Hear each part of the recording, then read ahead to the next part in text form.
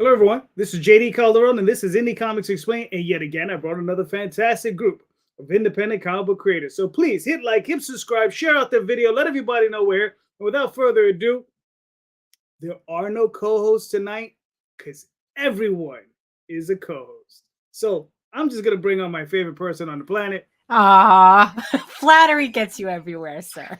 So Daphne, please introduce yourself. Hello, everyone. My name is Daphne Lage, the upstairs to this guy's downstairs. That's true. And I'm a cartoonist, illustrator, and comic book artist from New York. I have been self-publishing comics since 1992, and you know what that means. We have urgent problems of our own. Let the lower creatures fend for themselves. And I am known for the furry fantasy adventure Tall Tales, also written by JD Calderon as well, which returns to Kickstarter in 2024. And I am known also for my medieval fantasy drama, Eagle Raven, Heir of the First Unicorn, which is also currently on Kickstarter right now as we speak. Links are in the chat. I forgot to put. Well, no, you have them also in the show notes as well. So. Yes. So yes, all the links are in the show notes below. I am also co-host with Nita Lanning on the Rage Into the Vlogs show every Monday and Friday at 11 a.m. Eastern. And in the meantime, you could read both my comics online at Tall Tales, TAILS online.com and eagleworks.com, EGOWORKS. And you can also check out all my videos on how I make my comics here on YouTube at my channel at Daphne Lage, LAGE art.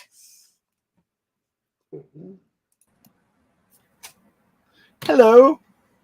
How are y'all doing? I am Paul Gomez 790. If you don't know me by now, I have a few books that I put out in the past year and a half, close to 2 years. Other than that, that's all I got. Okay, fair enough. Fair enough. Oh, I'm next. What? Hey, I'm Steve Michael Lanning, independent artist. I've done work for Hasman Productions, Arrow Comics, and other things. Also currently doing a show called Our Style Kamikaze on the IndyComicsNetwork.com. And I get dragged on here every once in a while. So, I mean, I'm invited. Yeah. That's he just gets sent the link and he shows up. He makes it sound like such a chore. Yeah, I know, right? Oh, like, dragged on here again. Like what are we all doing on a Sunday night, right? Yeah, that's true. That's true. Hey, everybody, I'm Randy Zimmerman, Arrow Comics, arrowcomics.store. I've done a lot of stuff over the years, been doing comics since about the mid-'80s. And now I do 2 shows on the Indie Comics Network. One on Sunday morning called the Sunday Funnies at 9 a.m. where we talk about the fun stuff that really keeps us inspired and in this crazy business. And then Friday morning at 5 a.m., because I take the wife in at 4:30 a.m., and it's a great time to catch the folks across the pond. I do a show called Comics by Night where we show off some great sequential artwork by some incredible masters, just some phenomenal stuff. We're all archived over at the Indie Comics Network, so you don't even have to see us live. Just go over there and enjoy the shows. So, very nice. Other than that, I'm working on a bunch of stuff. So I got a great adaptation of Robert E. Howard's story, The Shadow Kingdom, that Russ Leach has drawn, that he is currently starting the inks on, that just looks phenomenal, that I had the pleasure of adapting for him, and it just looks really pretty. And got a couple other projects coming up on fundmycomic.com. So they'll be there. Cool. And I am the last guest up. It's always got to be the black person coming in last. I noticed that's a problem with JD. But I am Marcus McNeal. Only because Rosario isn't here. That's true. Yeah, probably. He's usually the last one up, as he should be. This show's already off to a terrible start. I'm Marcus McNeal, CEO, Editor-in-Chief, and HNIC over at Odyssey Comics. We've got a lot of great books out right now.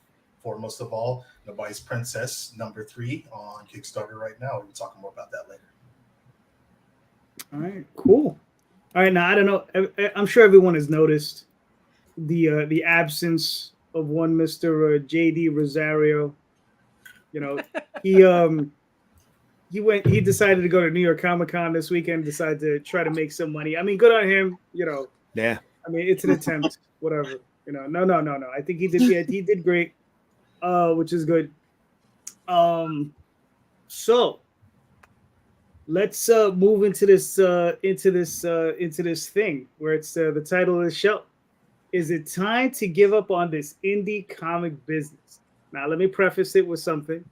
I read. Actually, I watched a video by Larry Higgins, Mr. Niobe himself, right? And he was quoting a guy who he saw on Twitter, who was talking about leaving comics because it was just too tough. He had pulled $12,000 out of his own savings, and he was in a hole, having a hard time of it. Right, we've all been there, right? Done that, right? Right? He's laughing. He's like, only 12 grand. Only 12. What an amateur! Yeah. There we Amateurs. You don't know financial Yeah, pain. remember the buns? Yes. Buns? Didn't they at one time say that they were like 80 grand in the hole? go. Yeah, they put their house on mortgage. Yeah. Yeah. This was back in the 80s, early 90s. Yeah. 90s. I know a creator. I know a creator who told me just the other day that they were 80 grand in the hole. They put out like 5 books, and each one of their Kickstarters was only 1,000. Oh Yeah. man. I was like, wow. Yeah, that's Wow. What is it? That's gotta hurt. That's gotta hurt. Tom. One podcast. I'm waiting for the invite, bro. Tom Rice, you don't know shit. That's not true. I know all the shits. Yeah. Doing it Doing it wrong. Very. I think in the so. hole. I think Yeah. I think we can agree on that. Yep. Yeah. There's definitely a problem if you're 80K. Yeah. Now the question, my question is basically like, at what point should you consider giving up, right? And listen, this has got a whole bunch of stuff rolled into it, right? So at what point should you consider giving it up? Is it even possible to give it up? And what would you do creatively if you didn't have comics? Right? So, I mean, it's all of that in one ball of wax. So, C, you go first. Go ahead, go. I gotta think of all 3 of those questions. All right. Golly. I figure you weren't wearing a hat, so you know. Yeah, that's it. I need a thinking hat. That's what the problem is. Okay, what was the first question? When should you give it up? You should never give up comics, even if you're doing it on a copy paper and passing them out to people on the street. You shouldn't give up comics. Period. That's it. But it depends. Now, if you're in it for business and you're not making any money for the business, and that's what you're in it for, then give it up because it's wrong. You shouldn't be there for that. That's how it is. This is a creative industry. It's not a. I mean, yes, it is a business. That's true, and you can make it a business. But I don't do comics just because it's a business.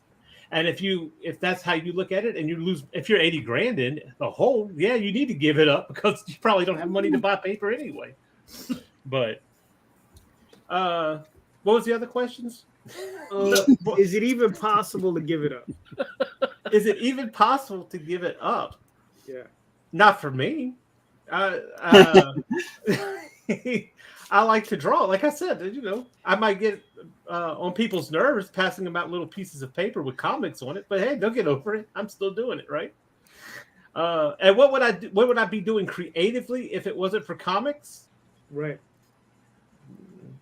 Is mud pie still a thing? It can be if you get back into it. Yes. Yeah. If you get back into it, right? Bringing it back. It's been a few years. It's like Making it's a like thing. bicycle riding, right? There you are. But then it's the mud pie business, and I don't know how well that's going to go. Right. And And then there's the Mud Pie Nationals and all right, to compete. Soon you'll be on the mud pie channel. It'll be great. Exactly. Everybody must have goals. Martha Stewart. Yeah, exactly. Right? HGTV. So Randy, what are your thoughts? I just want to say, dude, you're not. What was he? 12? You're not 12K in the hole. You're 12K into experience. You give it up now, you've lost. There you go. It's that simple. I like It's that simple. Sunk cost fallacy. Right? You're 12K into experience. Why are you going to stop now? As long as you're paying your bills, making, you have family that you have around you that you're making it happy. If you're in this business, like we're all in this business, you get in this business and it gets into the blood and it's not going away anywhere. And for you not to be in the business, you're just going to be unhappier. So stop with thinking the little hashtag comic broke me mess and go on and build yourself out and keep going, because it's like the Richard Gere, An Officer and a Gentleman, where he's talking to the sergeant up there and he's crying and the sergeant wants him to quit and he's not going to quit. He's never going to quit. You mean this? I got nowhere else to go. I got nowhere else to go.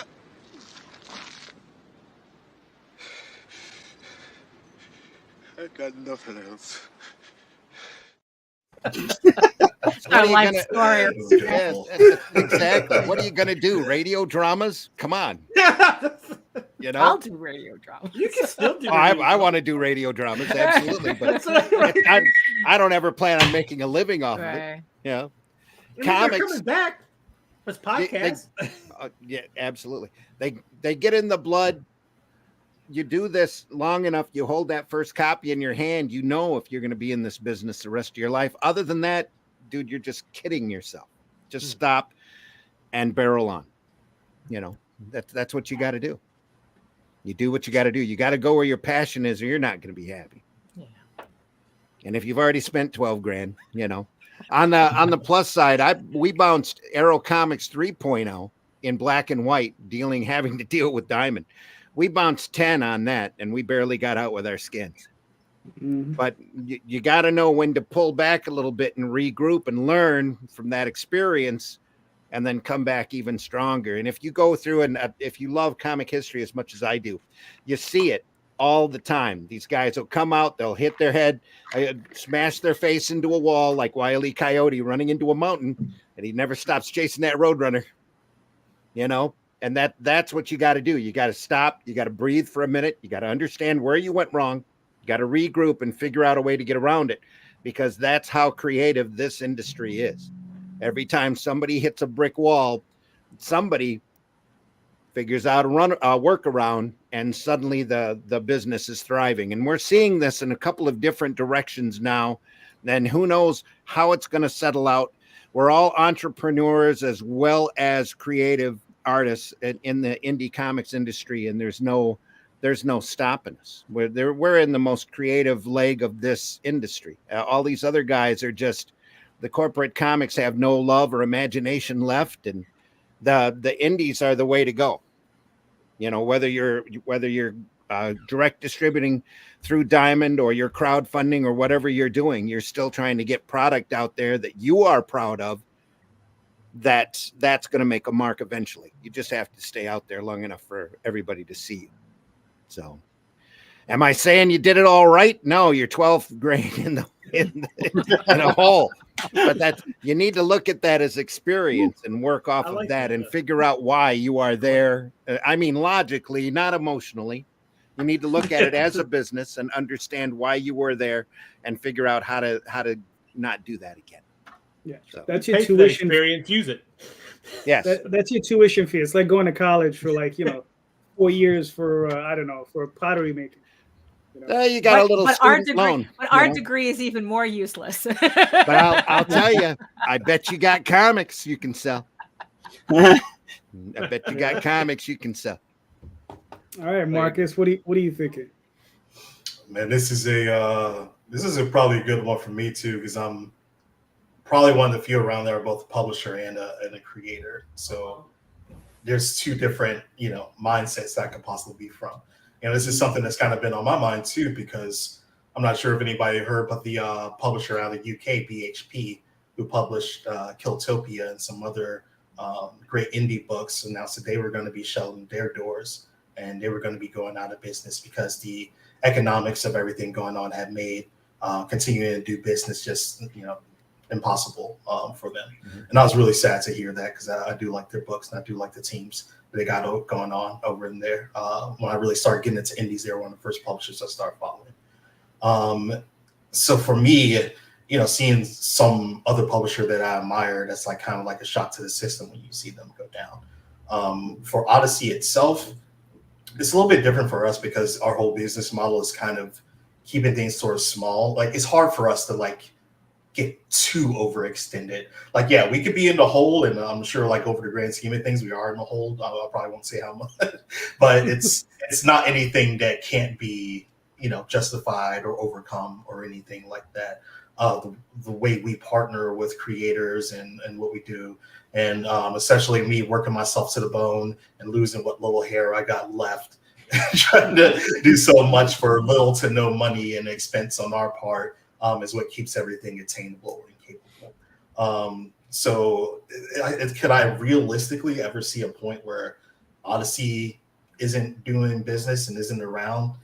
Not really. Can I see a point where we are pulling back and reducing how much we, are going for, and how much we're trying to accomplish, and how open of a platform we are to creators? Yeah, 100%. Because, at some point you got to face the realization of what's going on in the market, what's going on with your finances and everything like that. It just makes doing some things, unattainable. You have to sort of stick to the guns that are, actually blazing and they're working out for you, and keep turning those levers rather than, taking risk on other things. As a creator, I can do everything there is with making the comic book. If the computers and everything shut down tomorrow, I could get a piece of paper, I could draw a comic, I could letter it, I could color it, I could do whatever I wanted and needed to. So for me personally, there's absolutely never a point in time where I would stop making comics to move away from art or anything like. It's just not going to happen. This is what I've been doing since I was 5. It's all I know how to do. Well, it's not all I know how to do, but it's where my heart is. And the second that I put a character to a sheet of paper, I knew that was it. And that's all I've been working towards. And I think in the grand scheme of things, people have to know what their limits are too. Some people, they hate the failure more than they love the comics. And that's understandable. Everybody's got their own personal level to where things are going to go that wants them to stop. But I would urge anybody, if they want to keep doing it, continue doing it. Because especially in the indie market, it can be so volatile. How many indie creators have we seen since probably the 80s that have left and come back, or done something, had great success, fell off, lost their money, went broke, got money again, came back? Look at Kevin Eastman and then the Turtles franchise. Look at the things they went through. James O'Barr with The Crow. You got all just so many names you could go through where the businesses sort of had peaks and valleys for them. But if you're more concerned about your longevity sometimes than just having the immediate success and accolades, that keeps you going, and that keeps you really, really. Yep, exactly. Look at Lady Death. That's perfect one. It's just you have to understand that, like any business, like anything, any passion, that there's going to be different avenues. And I think Randy hit it right on the head. My comparison is always with sports and stuff. And growing up watching Michael Jordan, and he was bounced out of the playoffs. Everybody remembers his rings now. Nobody likes to mention how much he was getting his ass beat by the Pistons for 8 years straight before he got one. The tide can turn at any point in time. And sometimes when you hit that level, like you're a Brian Pulido, you're hot in 96, and then nobody was reading your comics anymore. And now you come and you make 6 figures on Kickstarters, like whenever you feel like it, basically. Keep going. There you go. Nice. Okay. Cool. And if for some reason, you couldn't do comics, what would you be doing creatively? Me creatively, I don't know. I got a guitar over here that still kind of suck at playing. But if I couldn't do comics creatively, actually, I went away from comics initially. I spent much of my teens and early 20s gearing up to go into a career in comics. But as I was in college and getting a formal education in fine art, I left comics behind because I thought I had matured too much for it, and I went into the world of fine art. And I was doing gallery shows and things like that, and I was pretty good at it, pretty skilled at it too. So even if that went away and comics wasn't a thing, I'll probably just go back to fine art and I'd be doing that. Nice. So you'd be putting the banana peels on the wall. Yeah, that would be me. Yep. That'd be you. Nice. Painting garbage gold and selling it to idiots. Well, look, money doesn't launder itself. There you go. There you go. Nice. Paul, what are your thoughts? Well, let me answer the first two questions before that first one. What would I do if I wasn't doing comics creatively? I think I would be teaching AI not to talk back. Could I do that? Is there a way to teach AI not to talk back? No. Okay. Maybe photography or something like that, because I used to do photography before. That's creatively a little bit down my alley. Could I stop doing comics? I just need one more page, please. Just one more. No, just one more. No. Is it the right time to quit, or when is the right time to quit? If you can't afford it, if you can't, I mean, if your life is getting down the drain, and I think of it differently, I guess, than most. I think, you're either taking it as a hobby, or taking it as a business. But either way, you gotta understand the pitfalls of it.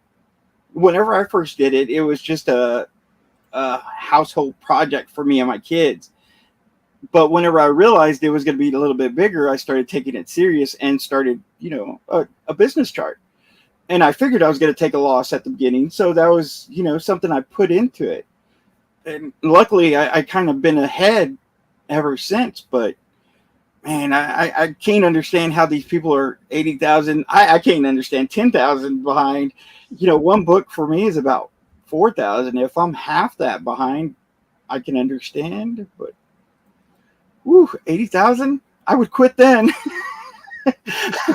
I'm sorry, I would quit. I don't know how it got this far, but I would quit then. No, what's funny, I haven't checked on the buns in a while, but I know the husband went on to write like something prominent. I don't remember what it was, but he went on to have a career in comics.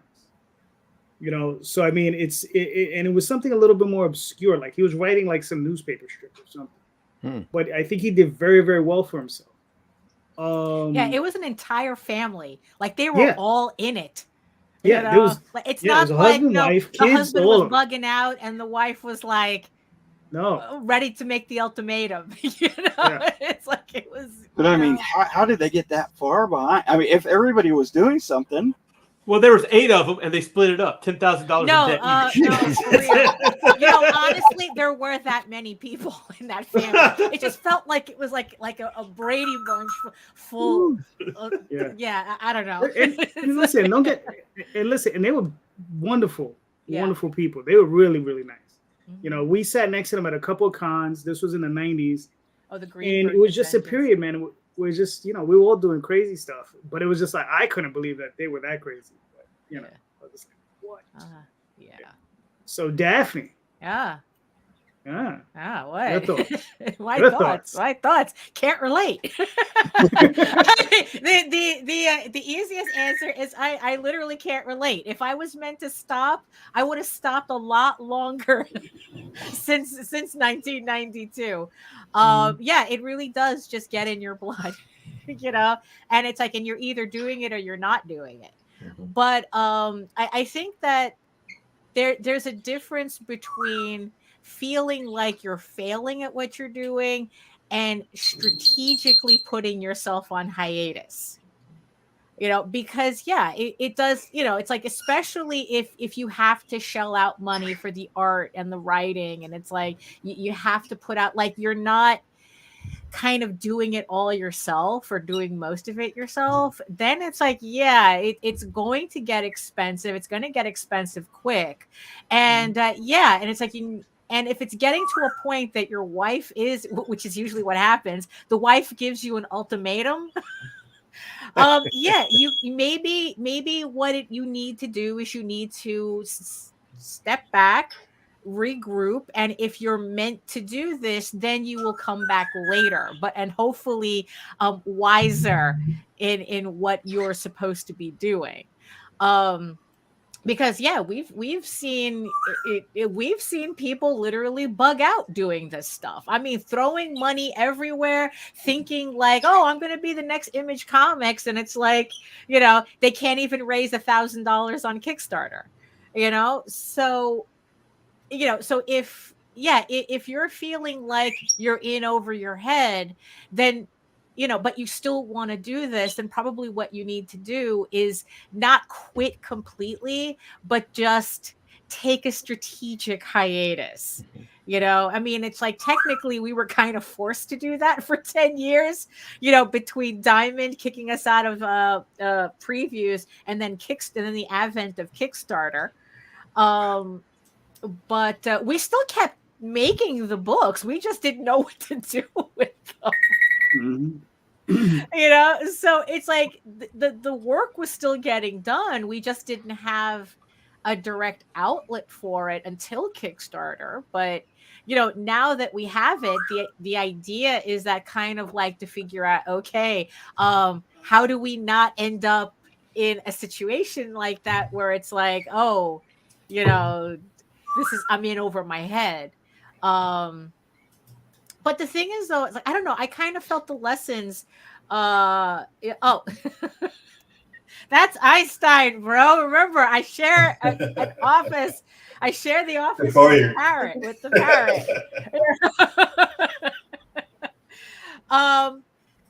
it's like, yeah, there's like so many options now. But the thing is, though, I do. That's him. Every time I go live, he has something to say. It's like, you just have to kind of like, you know what? There's just way too many people who just bug out.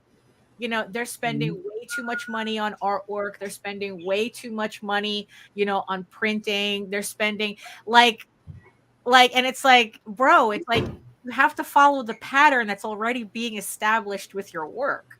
If you're going on Kickstarter and you average $5,000, don't set your next Kickstarter for 20, because you have no frame of reference for that.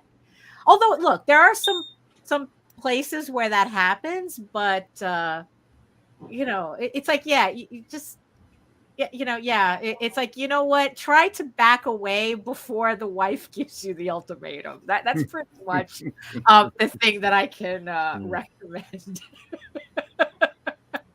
And also, it's like, if I weren't doing comics, I'd probably be doing like prose. I'd probably be writing novels and probably getting into embroidery. I'm watching a lot of embroidery videos now, so they're very relaxing. Yeah. All right. Fair enough. I mean, listen, one of the reasons I asked this question is because I think it's a dilemma that we as indie publishers all have to deal with at some point or another. Is like, when do we stop? What's too much? I always tell people, I'm like, look, this is always do yourself a favor and don't break yourself, right? Know when to pump the brakes, right? Know when to slow down, right? And pace yourself, right? Make sure you got your life in order. Make sure you have enough money to pay the rent, feed the kids, make sure the lights stay on, make sure those things are taken care of. Oh, and by the way, no comic is worth putting the roof over your head into hock for. Yep. Now that we have the internet, I mean, really, no, honestly. Yeah, no. That is like that. No comic book is worth risking the roof over your head for. Correct. Exactly. Yeah. I mean, and like make sure you have that straight, and then you can start putting a little money aside, and then work with an artist. And I've told people this time and time again: if you can get an artist to commit to 1 page a week, right, and if you can set aside that whatever that amount is for that 1 page a week, in 6 months you have a comic. In a year you have 2 books. In 10 years you're gonna have 20 books. You have an omnibus. You don't even have you have several trade paperbacks. So you just have to just be consistent and just like I said, pace yourself, right? And then don't think about going to any big publisher until you have enough material together that is worth their while. Do a 6-issue limited series, 4-issue limited. They actually prefer 4-issue limited series. do that for us, just arc, and then go out there and say, look, I got this. They could put it out, test it for you. You can keep moving on,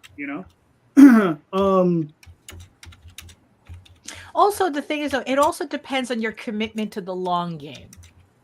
Because if you're coming into comics thinking that you're going to make a quick buck and leave, it's like, oh, sweet summer child.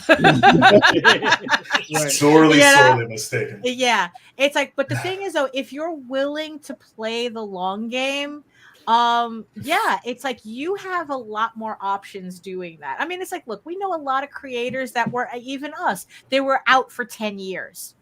Mm-hmm. Can you see I mean, we were out, but we weren't. Right, exactly. Yeah. But the thing is, though, it's like we came back. I mean, if you have to be gone for 10 years to regroup and then come back, do you have the commitment for that? And then on top of that, like, there's plenty of stuff to do. You can learn marketing. You can learn other aspects. You could go. Take a month out just to visit your local LCSs. Take a month out just to learn to put a website together. You could take time away from the creative aspect and do other stuff because there's so many aspects. Why not take extra time for those other things that need to be learned? So, I mean, you don't have to do this, a comic each month, a comic each day kind of thing. If you can, hey, that's great. But, I did 5 in 2 years. I think I'm going to slow down a little bit.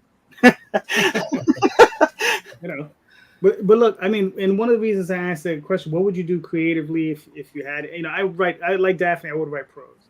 But also one of the other things is I tell people is that, like, if you love it, right, you're not going to give up on it. Right. Mm-hmm. Right. And that's the thing that you truly have to ask yourself. Do you love it? Right. Because you love family members. You don't give up on family. I mean, sometimes you feel like you have to. Sometimes you have to. I know. But, I don't know if they put me in $80,000 worth of debt. We might. Yeah, no, I agree. Yeah. Well, yeah, there are some you do want to cut off, but you still have to try. You have to try many levels. But if you do truly love it, you don't give up on it. And that's my whole thing. It's like I've been doing it since I was like 8 years old. I've been reading comics, collecting comics, studying comics, writing them, and it's in my DNA. Like I can't stop it. It's just like it's one of those things where it's like it's not gonna stop. I will always, no matter what happens, be scheming to do a comic.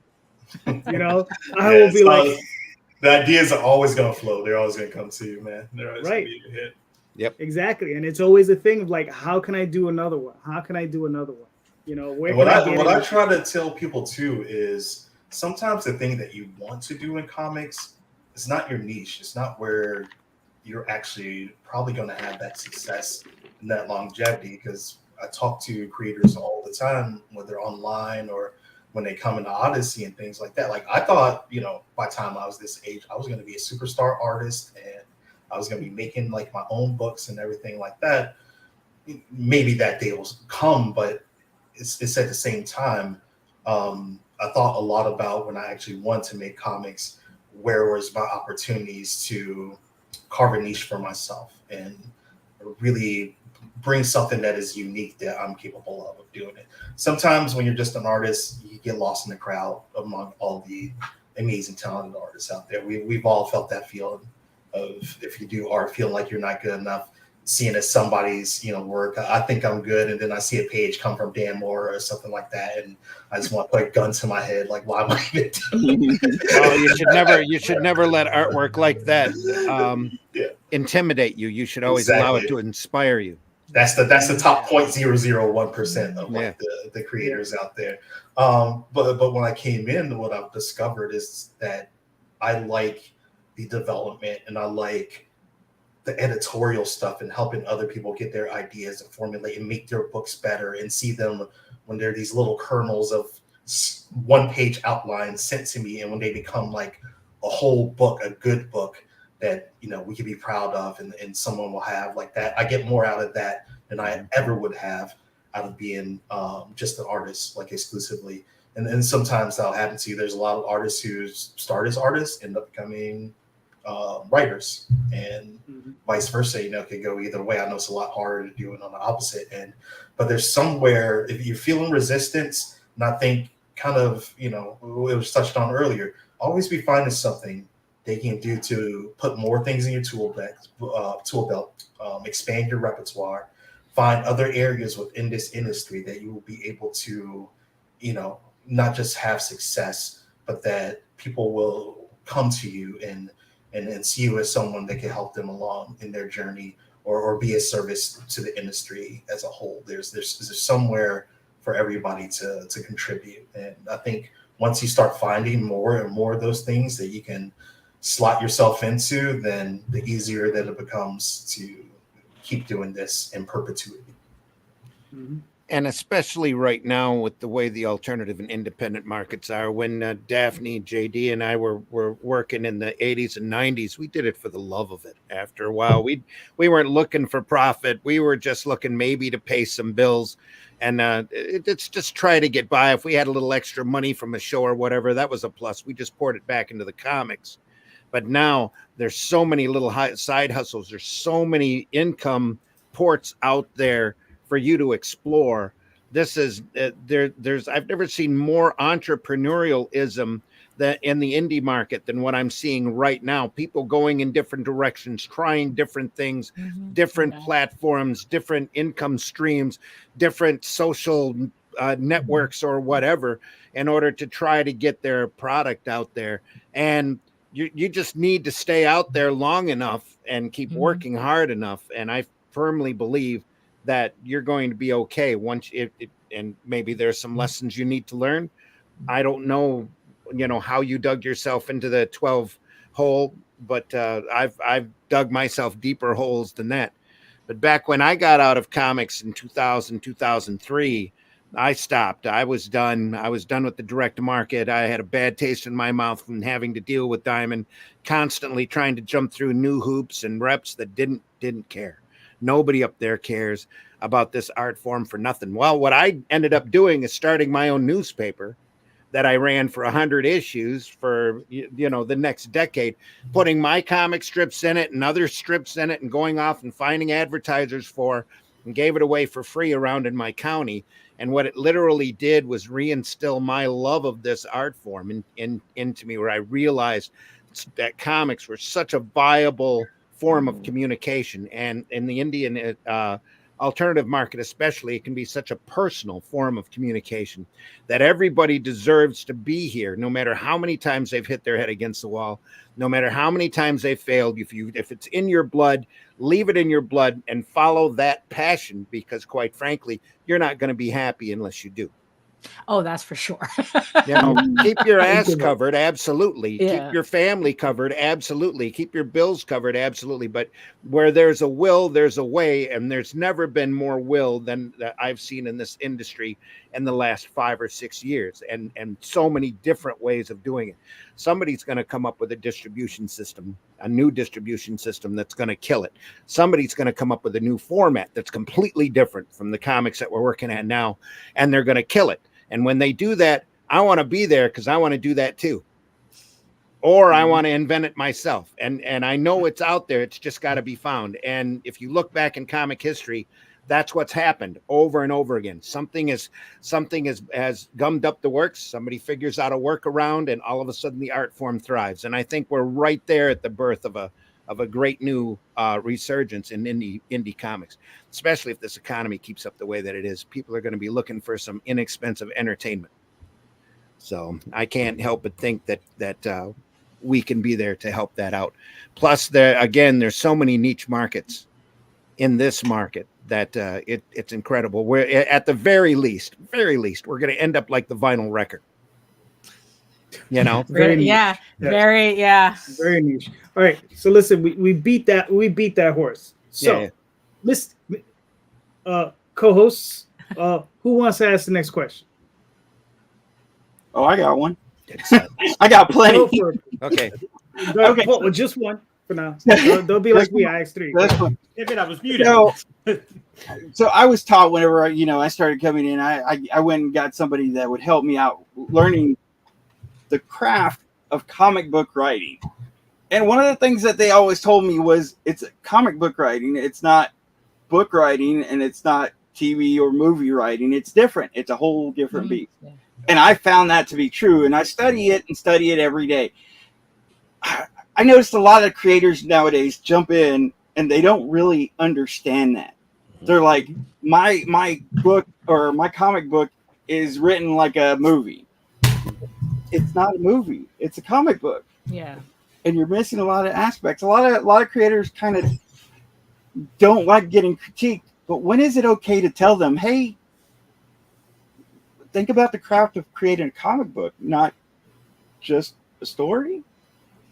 When is it okay to say that? Or when is it okay to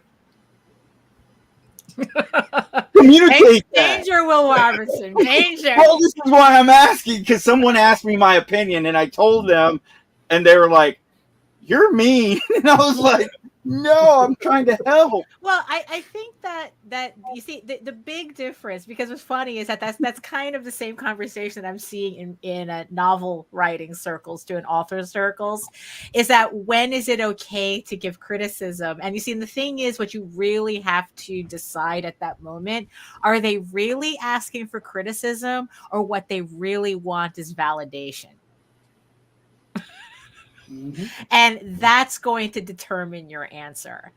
And, you know, especially in, I guess, in our circles, in our feral little corner, most people are asking for validation, not really critique. Honestly, I think people who want critique, they usually ask for it privately from very specific people.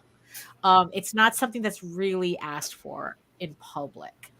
You know, all those kids that would line up to show their stuff to Neil Adams and then end up crying, they're looking for validation. Hail New York Comic Con. Yeah, they thought that they would be the chosen ones, right? Every single one of them.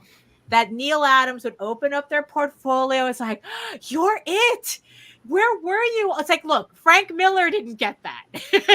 You know, mm-hmm. Frank Miller didn't get that at all. Drastically different. So why do you think you're so special? You know, really. And it's like, and they're looking for validation. So honestly, the honest answer that I'm going to give you is that unless you know specifically who's asking this question and you kind of know their intentions, just smile and wave. I'm serious. Just smile and wave, because it's like, you know what? It's like, yeah, most of the time they're not asking. I think Daphne hit that nail on the head. And being a publisher, I get submissions all the time. You know, 6 or 7 probably every week. And of course, when I do a con, I get people that show their portfolios and everything too. I don't think I've seen anyone who bring me a portfolio. Maybe one person who was like, okay, you know, that you'd be someone I'll actually hire or go something like that. But even then, you know, when it comes to the criticism portions of it, you know, there's definitely those people that just want the immediate validation, like, oh yeah, your stuff is cool, like it looks good. They might be happy with it or whatever. At that certain point in time, they may have worked real hard. I don't know their journey and haven't seen where they come from. I just know where they are right now, and I have to judge it really within the context of what I know, which is jack shit, other than them wanting to potentially do a comic or work with it. And if the answer's like, hey, your stuff's not where it should be yet, you know, that's just what it is, and they got to work on it. But I know in the professional aspects, sort of touch on what you were saying, Paul. Where the mediums are different and the writing is different. Yeah. Again, that's where context is very important.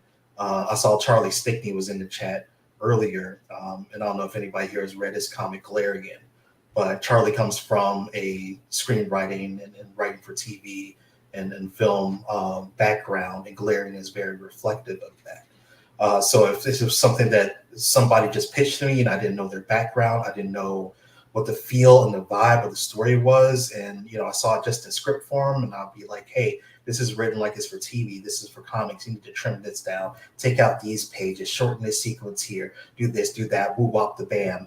But seeing what Charlie actually put together and how Galarian does have this very cinematic and procedural sort of feel to it, and it's does very well in that. I wouldn't want to see that taken away.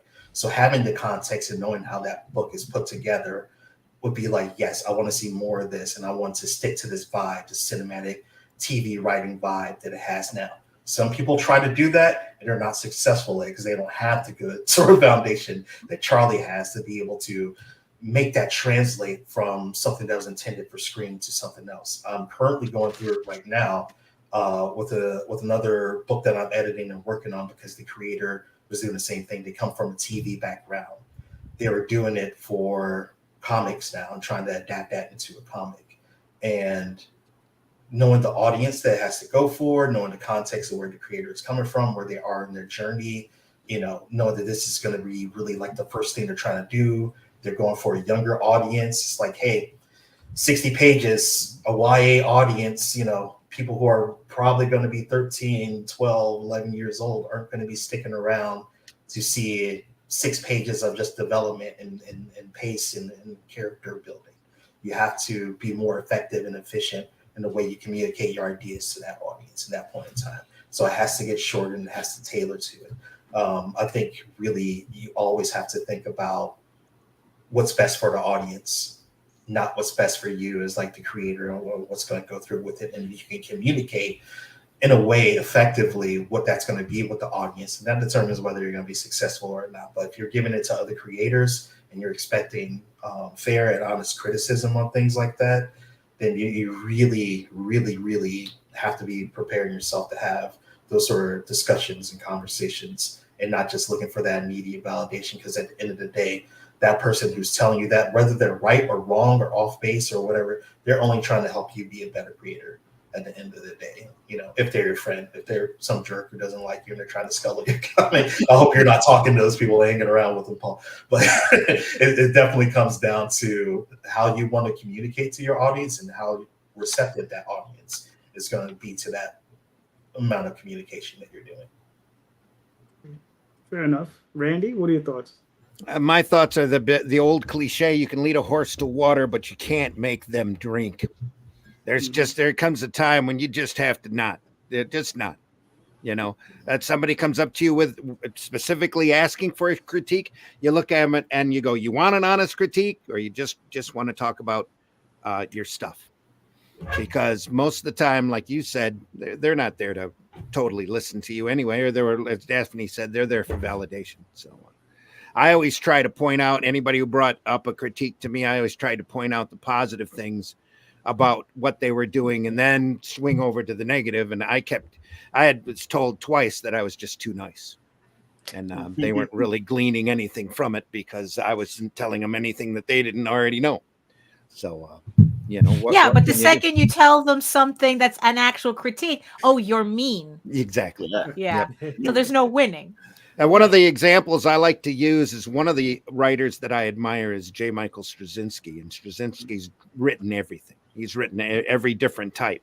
And when he first wrote comics, when he first wrote that Babylon 5 comic off of his show, it was the driest, nastiest piece of crap you ever seen in your life that DC ever printed. I mean, it was terrible. The pacing was horrible. It was super dry. It was overwordy. The dialogue was horrible. And it took him a while. To understand how to write for comics. It didn't take him, I would say it probably took him 5 or 6 years to really figure out what was going on. Some really bad Marvel stuff had come out in between then, and he's just stumbling around a little bit, but now he knows, he knows how to write a good script. He could he should put it in his screenwriting book, because he's got an amazing book on writing. Actually, he's got a screenwriting book and a writing book. He needs to put that in there to show that he's learned the difference and what those differences are and how you do pacing and how a comic page is constructed and that kind of work. But now, recently, I was over at Ollie's and picked up a Brave and the Bold collection about a year or so ago. And it was all 6 short stories with different characters in it. It was amazing. It was beautiful work, all self-contained, all fantastically done. Just phenomenal stuff. So really become now I'm an admirer of his comic work. you know, his comic writing, but not before. You know, everybody has to figure that out. Everybody pretty much has to figure that out on their own. And sometimes, like Daphne said, they don't want to listen. So Nice. C, what are your thoughts? When they ask you to. Period. Yeah. If they don't like them, fuck them. That's all I can say. yeah, Because here's the thing, don't ask. If you don't want to know, if you don't ask.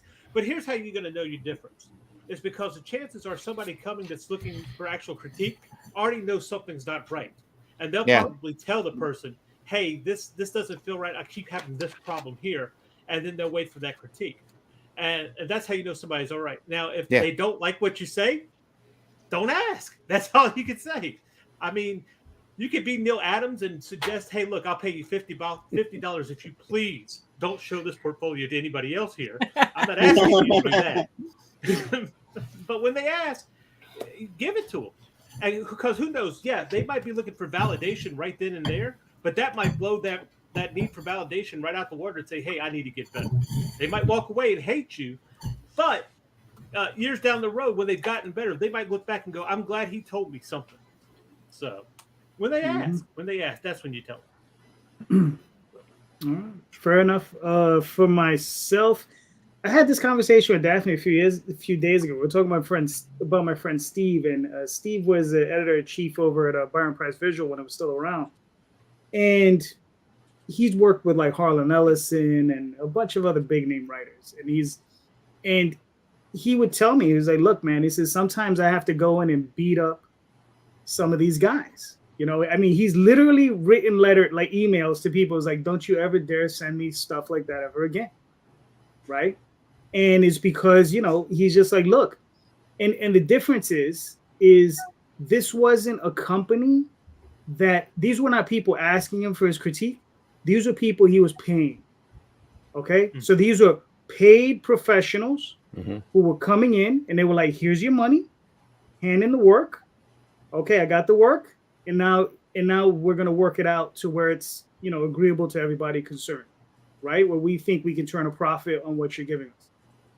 And, you know, he's told me crazy stories about some famous authors. And he was like, look, man, he says, sometimes he says, you'd be amazed at what some of these guys are hand to you. But once he usually gives it to them the first time, they usually straighten out. And you can see the professional come out. And he was just like, yo, they were like straight as arrows and always got back excellent work continuously. You know, so, you know, it just depends where you're at. Now, when you're dealing with someone, now that's him or his company paying. But when you're paying an editor to go over your work, here's the problem. You're paying someone. So technically they're your employee. And when they're your employees try to please you, right? Mm-hmm. And your employee is going to have a hard time telling you suck, right? Or there's an issue, a big one, right? So, you know, because they want further employment, you know? So sometimes you need to try to find that person whom you can confide in, who's willing to basically kick you in the dick every now and again, right? Mm-hmm. I mean, that's what Steve does to me, and I appreciate it. I mean, I don't appreciate it, and I appreciate it all at the same time. I appreciate it much later after the pain is worn off, you know, and I've cried and I smashed my face into a brick and all that stuff, you know. After all that stuff, and you know, then I appreciate it, but it takes a while, you know. It takes a while, and it's rough. It sucks, you know. But you don't get any better if you don't take, you know, that type of that sort of thing into consideration. You have to take some of that tough stuff. I mean, and it's hard. I mean, I've been there, you know. And that's just what it always be is getting better. You know, good editors are like worth goal, like 100%. And, you know, there's been, you know, even times where, like, say when I write my own stuff, Erin, who does Nobody Princess, well, she's always my editor. And on one of my books, I think I took every single note that she ever gave me and changed the story. Not having an ego when it comes to those things will take you a long way. Because at the end of the day, you're trying to get better. You can try to improve, and there's always a way to get better. There's always something that can be tweaked within reason. If you're holding your book up 6 months because you're doing like editorial. So, You you know, need to whenever get it I, out. But whenever I hired my editors, I always wanted people who were going to tell me straight, you know, tell me if there was a problem, because I wanted it to be the best product that I could. I try not to give my opinions out because I know my opinions probably are a little more picky than most. And whenever somebody comes up to me, I try to lead off with a nice thing and be like, if you want to work on something, you might want to check this out. Yeah. But, you know, this person was like, there's something wrong with it, isn't there? And I was like, kinda. And they're like, what? And I was like, well, and then afterward, they just kind of went off the rails. And I was like, why'd you ask then? Yeah. Well. Yeah. But I mean, some of these people, and I'm not trying to be mean to anybody, but you can tell that some of these formats are not written for a comic. Right. Yeah. I mean, like the page breaks or the panel flows, you can tell this. And it's like whenever you're reading a comic, it kind of pulls you out of it. And you don't really want to hurt anyone's feeling by saying, hey, have you ever written a comic before? Hey kid, you know what a funny book is? Yeah, I know, right? I mean, because what it is that they see how short a comic book is, and they think, oh, how bad could it be? Oh, that's easy, you know, it's just a couple of words on a page.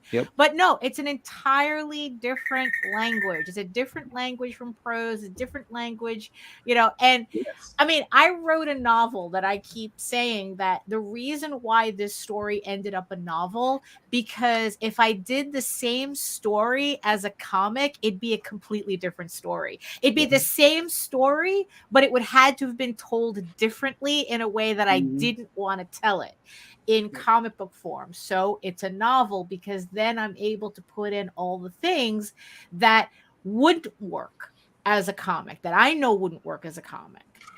You know, and so who's in the chat there too that said they gave up on editors? Oh, that was John Celestri. It was John Celestri. Yeah. He says he gave up on editors. And I would just say this, John. You know, once in a while it is good to try to have one. But you got to find one you can trust. And that's the tough part. Is just finding one you can. They're not all born equal. Yeah. Unfortunately. No, and there was on the threads. And I don't know if you've ever encountered this one. He's getting all his submissions in novel form. Yeah, because they all think, oh, writing's writing, right? No. Yeah. You know? That's because Chat GBT can't do comic book script format. Well, they can barely do novels. But there's a flip side to this too, right? Because then there's also the novel. Well, how can I put it? The people who go into comic book writing because they think it's easy and don't learn to actually know how to write. Well, right. That's the character development, plotting, and things like that. So there's flip sides to both. It's just writing words. It's just writing words on a paper. You know, one right after the other. Could it be? How hard could it be? Exactly. You've written a sentence. Your teacher in school made you write a sentence. You can write. Right. Yeah. Exactly. You know. No, there was this question that came up because speaking of editors, right? So there was this question that had come up on Threads, and they had asked. It was a novice novelist, I guess, like asking, you know, it's like, well, so when you have an editor, right? It's like, how do you separate actual critique and somebody trying to convince you to write a book their way? You know, like to their preferences, you know. And I ended up asking this to Krista Crawford, who has her fantasy novel on Kickstarter right now, Sky of Thorns, and I did a collaborative piece with her. So I asked her that question because she's working with editors right now, and it's like, well, how do you know that they're actually giving you valid critique and not just trying to low-key rewrite your book? And she said that's because because when they tell me things about what I need to change, they're not taught. They're asking me. They're more like asking questions about why I made certain decisions. You know, it's like, well, you know, could you? It's like this scene. This scene is more. You know, you're more showing than it's like you're more telling than showing. How about it, like this scene here? Could you explain it more? You know, could you clarify something? You know, like they're not talking, like it's kind of funny. It almost sounded like they're not talking about the story itself, Like they're not saying this, oh well, this character should really be doing this, or this character should be really. They're kind of like just like questioning her decisions, and then she's kind of like changing the manuscript from there. Yeah, they're forcing her to brainstorm. Yeah. Yeah. They're forcing her to really think about it and think deeper Uh-huh. into the story, which is, always Well, Right. understanding the motivations, right? The Right. motivations for what they're Yeah. doing. So. Yeah. And that should be what a good editor is doing. And that's typically Yeah. how I start any editorial conversations and processes on my side. I ask the writer, what was the intent here? Or Yeah. what were you trying to communicate? And Mhm. then we have the discussion there from there if it's really affected to what they were intending. Because the goal should always be to make the best version of what the creator wants to make. And Right. also at the same time, hopefully make the best version of Right. what the reader is anticipating and expecting Right. from the story too. So sometimes there's a divide, but usually if you're starting from there as a basis, it's always with the good intentions if people are actually having those conversations rather than just saying you should change this, you should do this way. Right. Here's Yeah. what if somebody comes in and they say, here's what I would do if I were you, then that's usually where the non-starter to the Yeah. conversation Oh, comes. well, yeah, That's because transposing yeah, their- okay, yeah. Then you go write the book. Yeah. Yeah. all right. So, who wants to ask the next question? I think I might go next on this one. Go ahead. So Marcus. I think when it comes to the indie market, and it's been a discussion a lot as things have been changing quite a bit. We see that is it fair to say in a way that the indie space is becoming a little more I don't say redundant, but we definitely see there are certain types of books that are going, certain types of books that aren't, more creators that are trying to dip their toes in those things and things like that. I think my question would be, is it more important to have success in the indie comic space, or is it more important to do things your way and make the books that you want to make? And I think that's a tough one. And it is one that I don't even really have a great answer to, that I go back and forth with too. All right. Well, if I may, I'd like to start. Go ahead, JD. Okay, because the thing is like, success is different for everybody, Yes. right? Now we're talking, is there a financial success, right? Or creative success, right? Because for me, it's more, I want creative success. Financial success, I need because I need to feed my artists. Mhm. Okay, so I'm not drawing the books, so I have to come up with this cash to make sure that at least they get fed, right? So I mean, I need that level. I need at least some level of success on that end. But for me, it's always a thing about putting out the best book I can put out. Telling the story that I want to tell. As crazy as it is, right? Because like I said, I do a mouse comic who's trying to save the universe. That's what he's ultimately trying to do.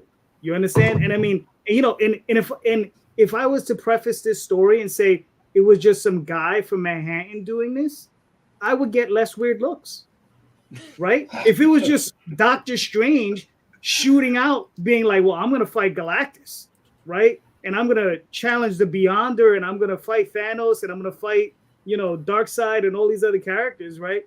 And I'm going to save the universe. It's not that big a deal. But when it becomes a mouse, it's very strange. Right, for some reason, right? Which it shouldn't be, because every time that I talk to someone about Oswald Chronicles and I tell them what it is, the mouse is the selling point. Right.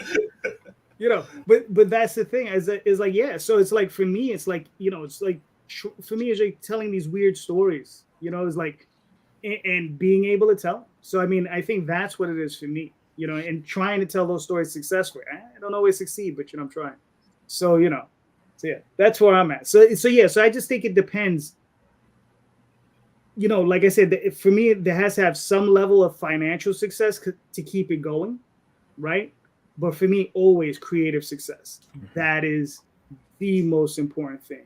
Because if I can't take my book and lay that sucker next to one of Alan Moore's books or Neil Gaiman's book or Warren Ellis' book, and I mean, set it next to them and feel confident that people say, listen, they don't have to say it's as good as them. but at least they can say, you know what, I at least had a good time with that. You know what I mean? I enjoyed that book the same way I enjoyed all those other books. You know, those other books may be like 1,000 times more intelligent. That's fine. You understand? But as long as they can say, I enjoyed that, you know, and there was merit to that, you know, that's what I'm looking for. You know, that's the validation I want out of my work. You know, I'm just trying to do the best work I can. And like I said, I consider this a hobby, but I consider myself to be a very high level hobbyist. You know, I want to be able to compete with the big boys. And that's it. You know, I want to be able to lay my book next to any other book and be able to be like, and hold up my head in pride and be able to say, you know what, this is as good as anything else on this table. Fuck it. You understand? Am I as good as any of those other people? That's not for me to decide. That'll never be for me to decide. You understand? I'll probably tell you, probably not, but I'm trying, damn it. I'm trying. You know, and that's it. That's where I sit with it. So, all right, Daphne. Well, I mean, pretty much, you know, I have the same thought process on that as you do. Like I mean, in the end, I have to remember that I have absolutely no control as to how the audience at large receives my books. I have no control as to, in the end, how much money I make on Kickstarter or any of that. I have no control over that. I mean, I can try my best to prepare, I guess, to kind of like be as, appealing as possible, but in the end, I have no control over that. That being said, I would rather be mediocre at making money, because obviously I can make money on some money on Kickstarter. That's not the problem. I'd rather be mediocre at that and create a book and do the books that I am proud to make, that I love to make, that then to be a runaway success on a project I could give a rat's ass about. I mean, that's not it's like I'm very focused on my work, and that just gets done regardless of how everything is burning around me. It's like, look, it's like I'm sitting here running a campaign that, I was literally throwing everything against the wall trying to get that needle to move, just to see, just to experiment with the ideas of, well, if I did this, if I did that, if I followed this trend, if I did this, what would that look like? And even then, it's like, I think that the campaign's kind of doing average, but it's like, you know what?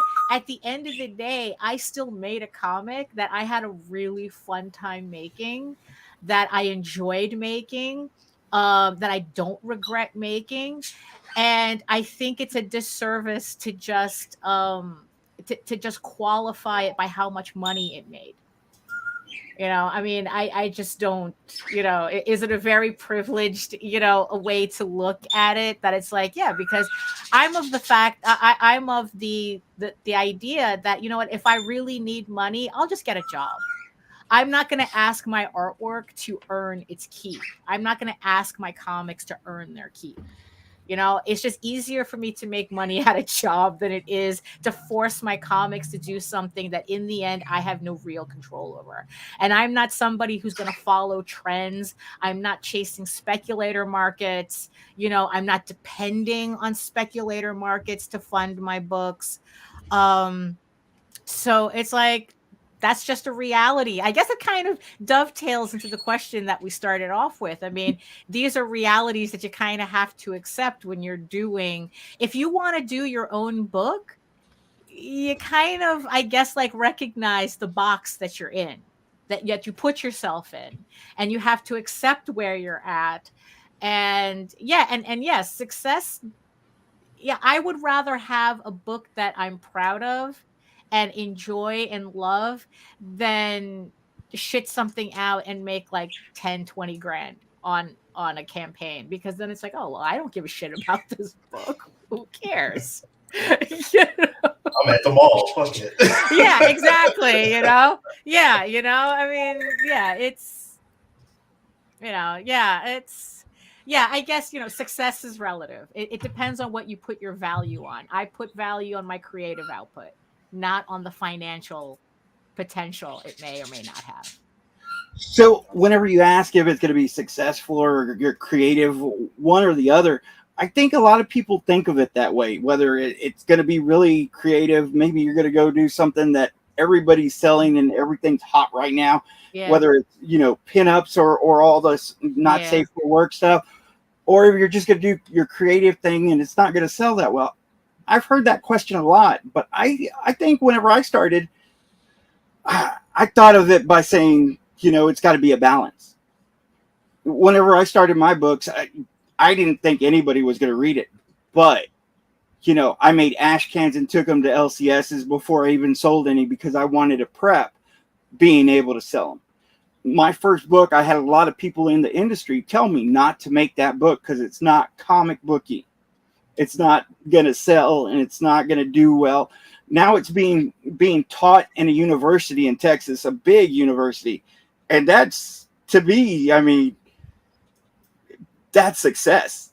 I mean, being taught in a university and the fact that it sold so many, it kind of proved a lot of my naysayers wrong. Mm-hmm. But I didn't make it to make money, but I wanted to prepare it just in case it could. I got to admit, my second book I thought was going to be my big money maker, if you will, because I thought it was more niche, kind of kiddie, but not kind of thing. So it was kind of like I was on the rails. Me and my kids, like I said, it was kind of a household project. And we wrote down like 10 or 20 ideas. And about 4 of these ideas I thought were really good money makers, but we didn't have our heart in them. And then there were like 1 or 2 ideas that we had our heart in, but I didn't think would sell a bit. We found that median idea. And to me, it was a good thing that we had put down like 10 or 20 ideas that we could choose from them. So we found that one idea that we thought everybody would like, but we loved as well. So it was that one idea that we felt like was kind of in the medium road.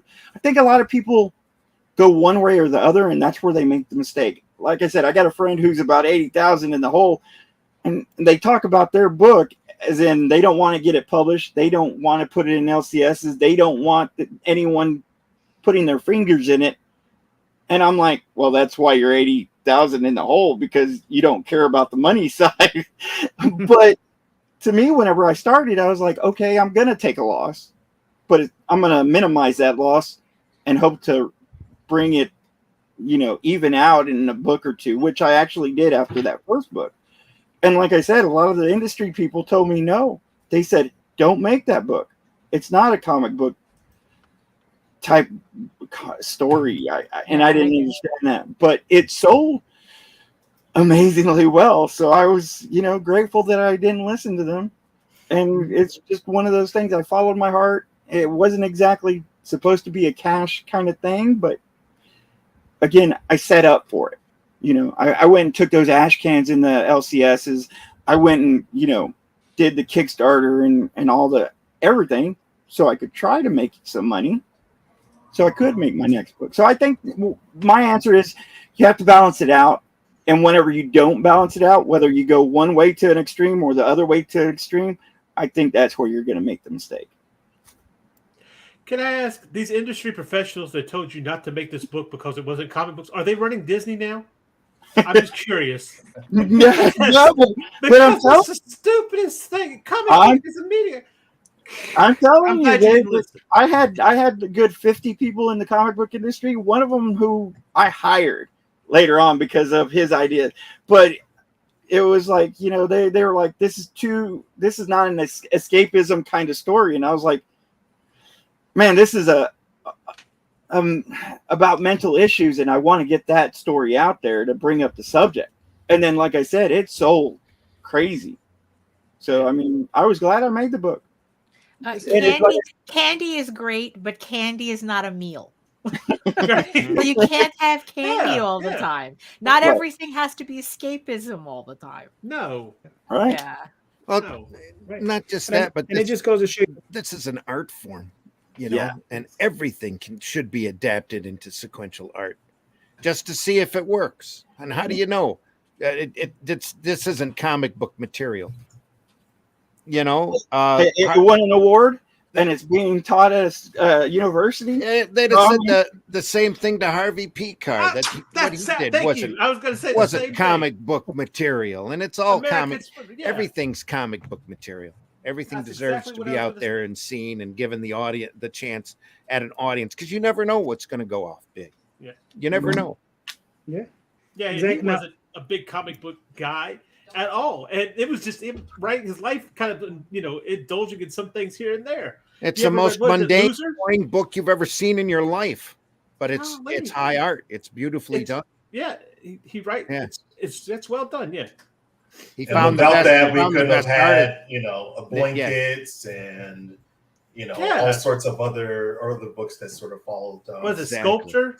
Yep. Culture, Come yeah. on. So, C, what are your thoughts on the question? Okay, what's the question again? No. What are you, Rosario? Maybe think of, yeah, right. Well, somebody had to fill in. Anyway, I think okay. If I were going to, I know this is not necessarily a question, but on what you said as far as defining success is, if I finish a book, I'm successful.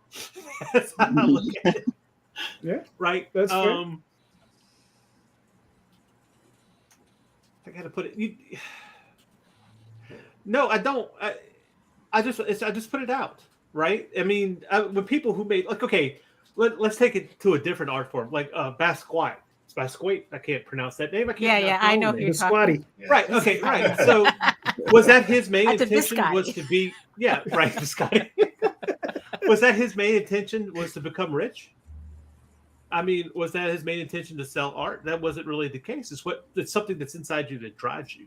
Mm-hmm. And if you can, and I think that's where our success comes from, right? It's where what's inside of us, if we actually are steady and we are, what's the word I'm looking for? We continue on. We're steady in what we're doing to get that out. We do those writes. We do those rewrites. We do those drawings. We do those, and we get that out into a physical form that other people can enjoy. That's success. Now, if it's going to sell, if it's not going to sell, yeah, you don't. I mean, you want to try, right? You're going to want to try, and you're going to want to be smart enough to try and not invest $80,000 if that's not working. But that's always going to come back around, right? I mean, Yeah, exactly. in future shows, It's a horrifying number. It's a horrifying number to be in debt for. It's so But I think- round and like foreboding. I think Yeah. that's the problem. You know, But like when- when I was think- how long would it take you to make $80,000? right? But here you are losing it. losing it. Golly. But it shows you how much you had to start off with. It's like, why did you even get into comics? But it's because of that. It's because I think your successes need to be measured up by what you can get out and what you can get done and finished that other people can enjoy. That's what it comes down to. And that's the thing. And just like Paul, say that you took those ones that you knew would make money. And there's stuff out there that people do that. The Manga Spy Family, I think, started out that way. He knew it was going to make money and he put it out there. Some people have that gimmick. But then those people who were just writing whatever they wanted to write also are successful. But why? Because their heart's into it. And that's what's going to matter at the end of the day. If I can put my heart on paper and that somebody else can read, enjoy, or hate, whatever, I'll take it. You read it, right?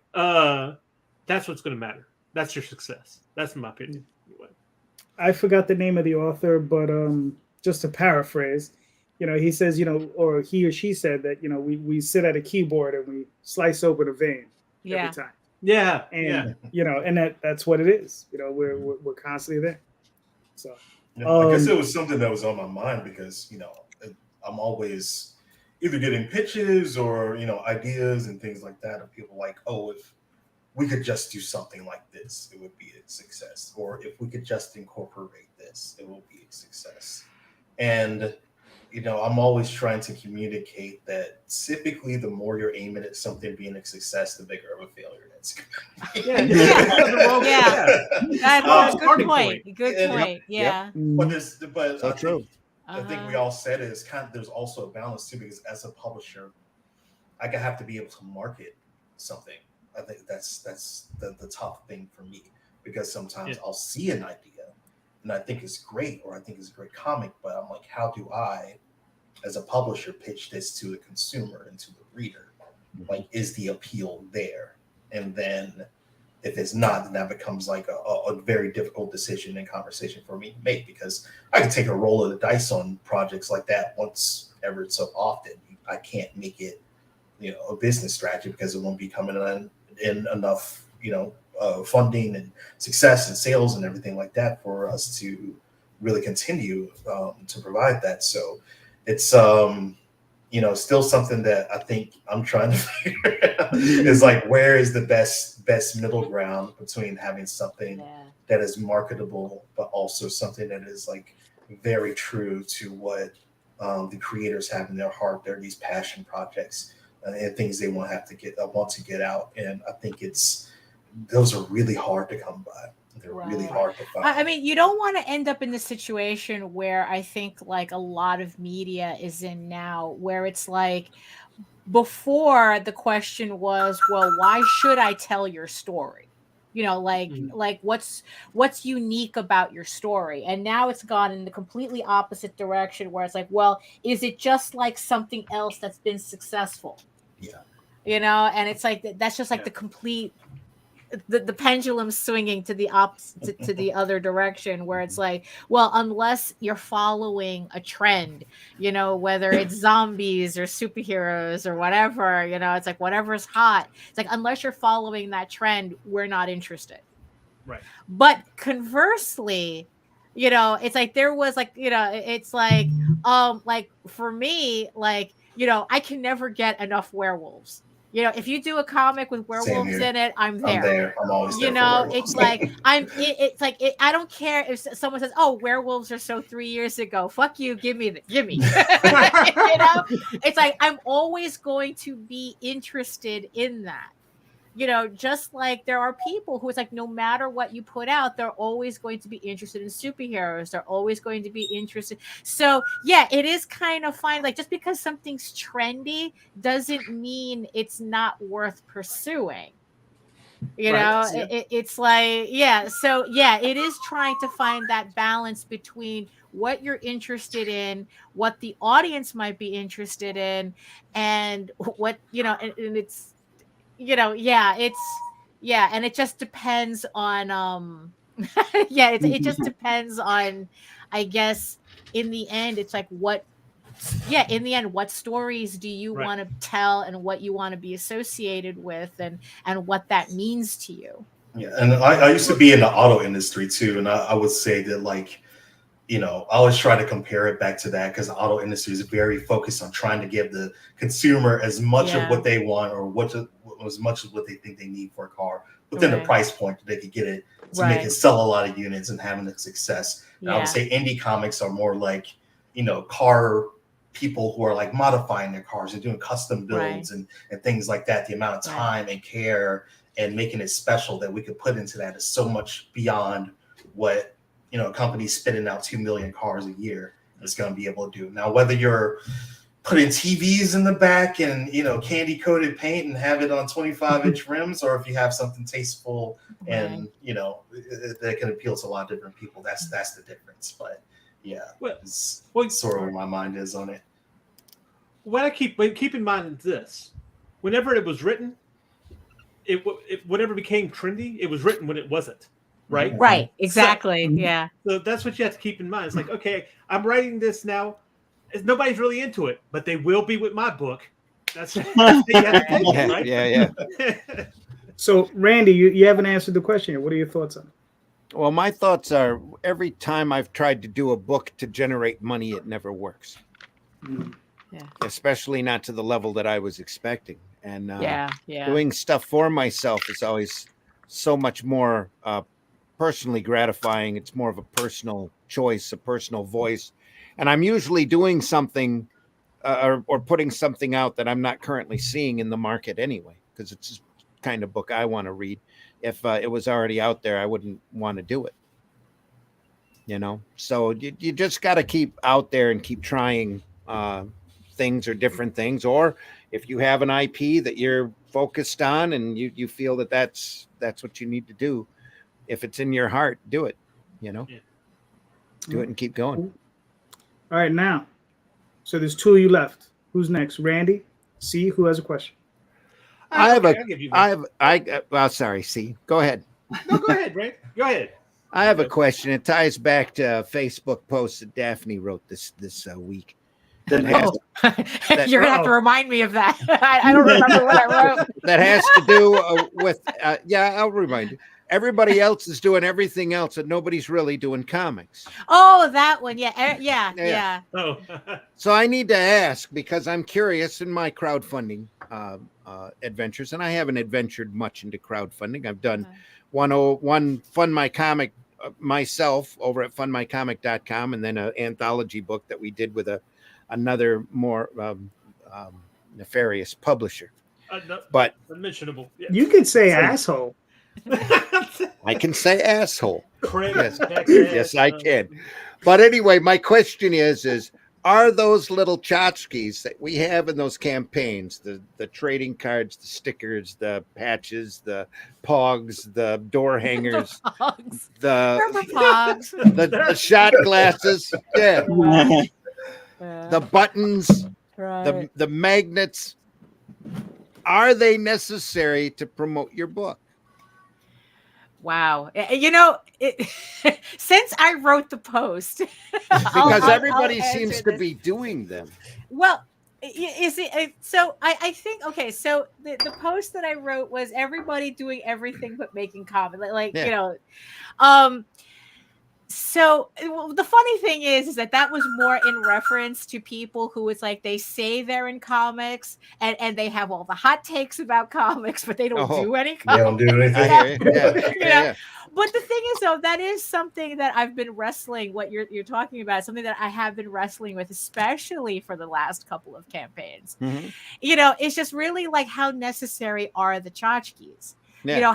In the end, it's like, how necessary are the variant covers? How necessary, it's like, what if we just ran a campaign with just the one book, with just the one, and because it's like, it just seems like, especially on my my last couple of campaigns, that it didn't seem like me putting up like stickers or postcards or what, like it didn't seem to push anything. Right. Like, it just felt like I was just adding something to the campaign that I was now responsible to make, that the campaign wouldn't have done any differently if I didn't have it. Yeah. But you do novels, Brian. You do novels, Brian. If you read those comics, some of them don't even read the comics. So that's, you're still producing work. So. Yeah, exactly. So, so I'm sitting here like I'm literally thinking, me and Jose were talking about it, that it's like, it's like on my next campaigns, I'm probably going to cut back on like all the variant covers and all, it's like, because in the end, it's like, what are we selling? What are people actually buying? Right. If you tell me you go to a comic book convention, but your biggest seller is, I don't know, keychains, you're not selling comics. Okay, then you're a keychain seller. You're a keychain seller. You're not a comic book seller. The thing about it is whatever you're selling, all that extra stuff, you have it to sell at your table later on.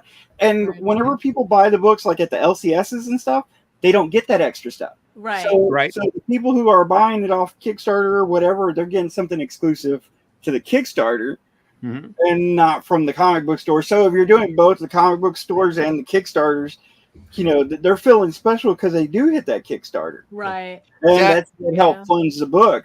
Also, what you do get is, those extra things to sell at the convention. And as far as you're selling keychains, I understand that. I agree with that to a point. Yeah. But I've had a lot of people come up to my table and be like, I bought all your books. What else do you have that I can buy? Right. So it's like, I want to have that extra stuff on my table, because some of the customers just want to buy a keychain. If you got $1, I got a sticker. Is that what Right. you Yeah. That's Something it. like that. Yeah. That's it. I I mean, got a honestly- mini print, a poster. I'll give Yeah. you something. I mean, honestly, at Baltimore Comic Con, I think I sold more stickers than I did. Actually, no, I sold more stickers than I did comics. Cool. Yeah. All right.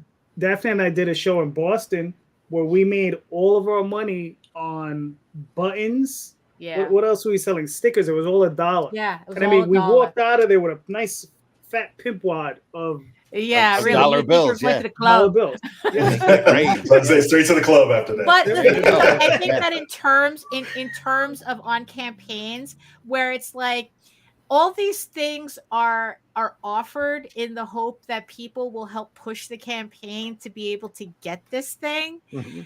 And yeah, and especially on my last couple of campaigns, it didn't feel like that's what was happening. But I still had to come up with these stretch goals. Like on my latest campaign, I speaking of keychains, I mean, I literally made prototype a keychain Mhm. that I'm offering if we reach 10,000. But the thing is, though, I don't think I'm going to reach 10,000. You know, it's like I don't think that this is enough of an incentive for people to help me reach 10,000. Yeah. So it's like, you know, I mean, all it's stopping me from doing is like I had the prototypes, but all it's stopping me from doing is just getting the keychains manufactured ahead of time in the hopes that I make 10,000, which Yeah. I don't want to do. I don't want to be stuck with keychains for, it's like, I don't know. Yeah. It's like, I'm completely kind of like rethinking this entire model too. Mhm. I think the stretch goals you got to kind of again manage and figure out what is easy to Right. make. Yeah. Like most of my stretch goals were like mini prints or something that I could sell at the table that were cheap. Again, Right. a few cents each, but they were stretch goals. I think the highest stretch goal I had was like Well, that's true. a variant cover, but that was like at a certain number that I didn't think I was going to get anyway. So it was like I wasn't really worried about that stretch goal unless I got to the first 3. But most of the first 3 were like stickers that were 10 cents a piece, or Mhm. you know, a mini print that's you know Yeah. 50 cents a piece, 25 cents a piece, something like that. Here's Those the absolute. Oh, go ahead, Paul. No, go. Those are Yeah. the stretch goals I try to put up there, Right. so I don't have to sink too much money into it. Sure. Yeah. Yeah, here's So the we can thing, see Randy. Here's the absolute frustrating, maddening, bash your face against the wall thing when it comes to that. It changes book to book and audience to audience. Yeah. Yeah. It's not the same depending on what you do. We've Mhm. had campaigns like, say, and I think this kind of like bit us in the butt a little bit. We were doing Nobody's Princess, and we had just a glut of stuff on the first campaign that we did. Mhm. That people really liked. They just loved the vibe of it and everything like that. And it's just so much, and they picked up all of it. And then we had success on a campaign earlier this year with our horror title, When the World Ended, and we did like hardly anything that for was us. so- We just was moved nice. we just need books, and we hit 200% of our campaign goal. Just Sweet. hardly even doing any bonus rewards besides Oh, just awesome. the books themselves. Yeah. And we thought that, like, okay, that's sort of like the recipe to go forward with. So we sort of like have pulled back on Nobody's Princess 3, and then everybody's like, what the fuck? Where's all the stuff? Well, we got stuff and we got the words that we're doing, but they wanted like a whole nother suite Mhm. of what they had already experienced with. So I think once you train up the audience that's what they're going to expect and that's what they're going to get, you can't really pivot away from it because they're going to want more of it. But if you're rolling the dice and like, hey, I'm just going to do books, I'm going to have my books, a variant, maybe a logo sticker or something like that. I've seen plenty of people actually do that on Kickstarter and still make a shitload of money just because it's they're passing that savings on to the backers by not having a bunch of fluff in the campaign, so they can go in and drop $8 for a comic and get it without having all the muss and fuss. So sometimes you gotta read the audience a little bit and see what they like. One method will work for one, may not work for the other, and vice versa. I wish it was cleaner, simpler math than what it is, but it's really not. It's really not. Yeah, So- that's something that really got me asking, because I recently had a fulfilled campaign. I was just wanting the book. So I bought the book, but it came with 3 ash cans, 2 mini posters, 2 stickers. And you're like, what do I do with all this? And a, Right. and a toy in a box. Damn. And I'm like, holy crap. It's nice to have all of this, but I just wanted to read the book. You know, I just wanted the book to read the book. Now I've got whole comic bags with tchotchkes from different campaigns that have different, stickers and stuff. And I'm like, what really does this serve other than eat up some of your bottom line? I mean, Jose that's has the an thought that entire crossed my mind. binder full of stuff that he gets from campaigns. I'll go last. See, what are your thoughts? Oh, my thoughts. Okay, here's the deal. I wouldn't put bookmarks and stickers in the same as variant covers, and I'll tell you why. Yeah. Hold on. And I'll tell you why. Variant covers are your own personal thing, but stickers and bookmarks are conversation starters. Here's the thing. Now, we used to have, speaking of one dumbass, since we talked about the other dumbass, let's talk about the other dumbass. He used to make this statement, I never saw the sense of making a bookmark for a comic book. Well, dumbass, you don't want the bookmark going into the same comic book. You want to use that bookmark for other books. Maybe even go. Yeah, that's assuming he's reading. Yeah, go slip it into a library book. And now people see this. Now they want to know what this is. Now they go and they look. Now they find your website. Now it moves in and goes on and on and on. Same thing for a print. As far as the toy that you got, Randy, set up a shelf in the back behind you. Put it on there, and people who will notice that stuff and be curious about it, now you're advertising them. See, stretch goals are incentives, yes, for people to buy, but they're also marketing schemes, aren't they? You see what I'm saying? Yes, they are. This is it's. Oh no, yeah, I No, that's what I'm understand that saying. completely. Yeah. No, but that's what I'm saying. Like a bumper sticker. Okay, so how much do you pay for a bookmark? Right? To print a bookmark. Oh yeah, it's in the sense. But so how much? But how much are you going to pay for a Facebook ad to get out there that people are just going to scroll by? But somebody sees a bookmark. You're begging for trouble there. Anyway. The only place that anybody can see a Facebook ad is on the internet, right? But anybody can see a bookmark at a park bench, on a bus stop, or whatever the case is, right? So I wouldn't discount that. I wouldn't discount keychains. I wouldn't discount. Oh no, I understand marketing tools. I was just asking if having all of those tchotchkes in one big package, if that actually helps people hit stretch goals. Well, here's the thing, Randy. Are you? Well, I mean, yeah, it depends, because Nita had mentioned a sticker and some metal bookmarks that I did that, at the time they helped me reach stretch goals. Okay. It's just that recently I haven't been seeing the same results, but also it could be that I haven't put out anything that's, I guess, comparable or worth it. So I don't know. But the thing is, are you asking as someone running crowdfunders or somebody receiving crowdfunders? Well, I've a little of both, actually, because receiving crowdfunders, like I said, I've got comic bags filled with stickers and stuff. Right. Thinking about putting them all together into one or starting. I've got a little vent up here that I've been sticking stickers on for years. Oh, there you go. I can always put it up there if I want. But I was worried or wondering about the practicality, especially when it comes to the overhead, whether it actually works out. I'm getting ready to put together an Anniverse Omnibus, for example, and I want to do a page of trading cards. 9 different cards, 9 different characters. Nice. Have it all set up in a sleeve. Sleeve page that I can put in the package and send it along with the books, But I understand variant covers, because variant covers helps you move more books, especially if you have a particular person on there that has enough appeal to bump your numbers up. But the little tchotchkes, because when I bought this last package, I wasn't expecting the couple of ash cans and the little box toy and all of that to come in. And I'm like, oh, this is nice. Right. Yeah, because that's I could play with it. Yeah, there you go. One bit of Hang it from advice the that ceiling, I guess. oh, sorry. Go I ahead. was about to say one bit of advice that I do have on it that I have that is like 100% works 60% of the time, like every time. But is if you could do something that sort of like brings something from your world or from your book to people, or pulls them into it in a different sort of way, those are the things that people really respond to.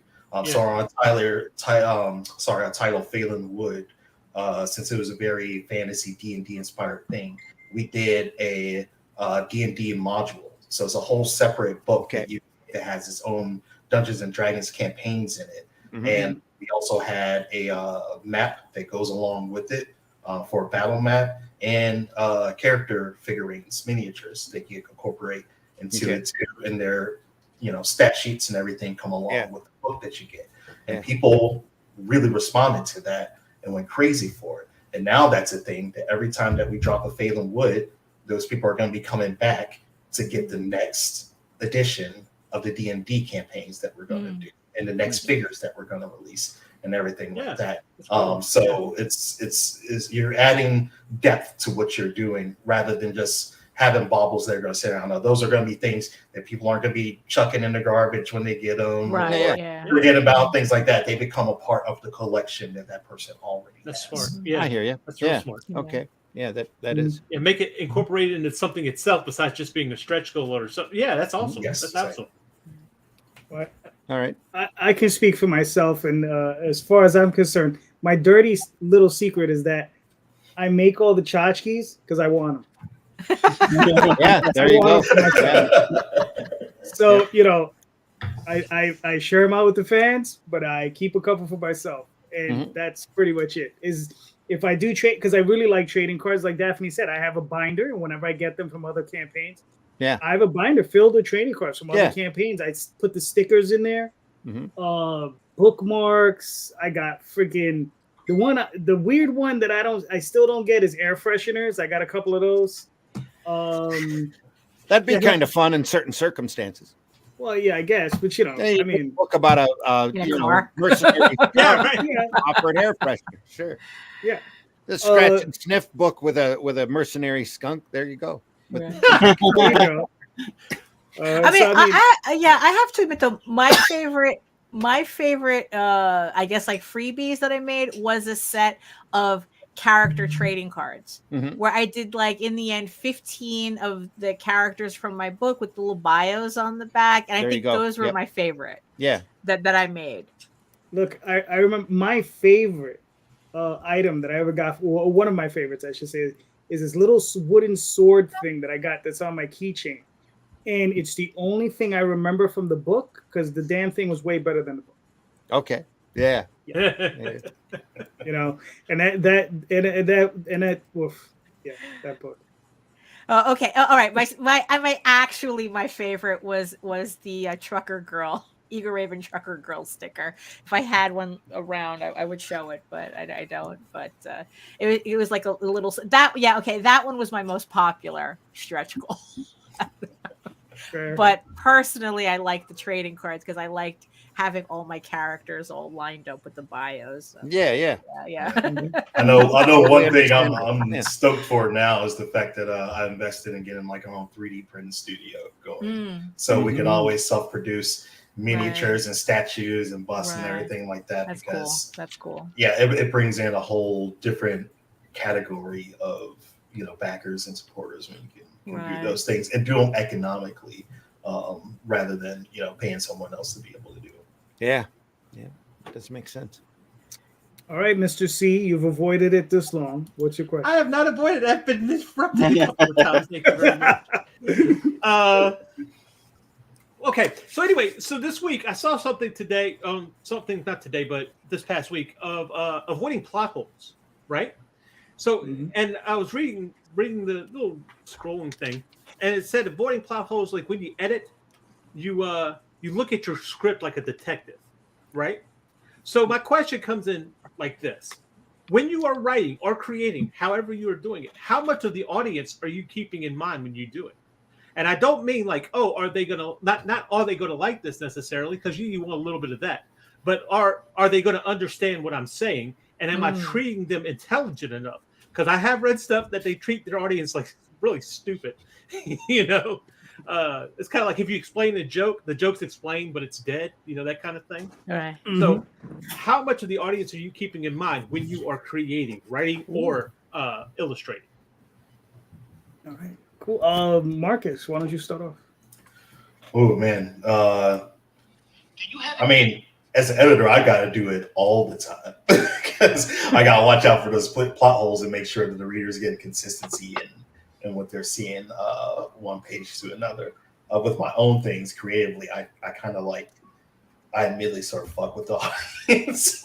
Like sometimes I'll purposely like change things just to see if anybody will get it or catch up on it. There's one story that I'm working on right now that deals a lot with sort of multiversal themes and things like that, and the whole concept of it can get out there and heady and everything. And at some point, at any point in time, the reader can easily come in and say like, "Hey, if this character can't do this, then why don't they just do this thing and like make everything better?" I'm like, well, because they fucking can't. Because, but there's you know, starts to be more driven reasons, and actually like the plot holes and the inconsistencies become a part of the comic and are written into it, and they become more reflective of what's going on. So it's all very meta and very fun and goofy, but that's how I do it. But in the sort of day-to-day, our normal stories and things like that, if I'm acting as an editor, what I try to do as much as possible, even though the books aren't done,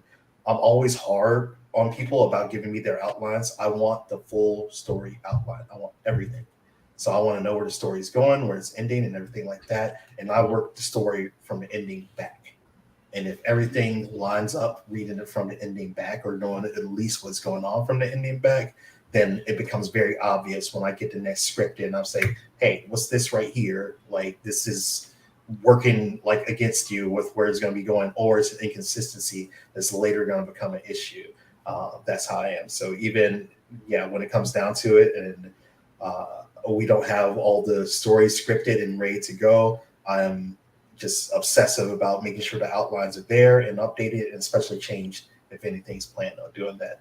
I'm hoping it doesn't catch us up on one of the books right now, because we're going through a little bit of a revision in it. We had, a number of pages done, and now that we're going to do the full version and then we're going for more, we're going to change those pages up. And I'm like, I'm reading the script through it again and making sure that nothing is going to be lost, or, some context that was given in the pages that now probably won't be included in lieu of new pages won't be lost. And that's going to be a tricky thing.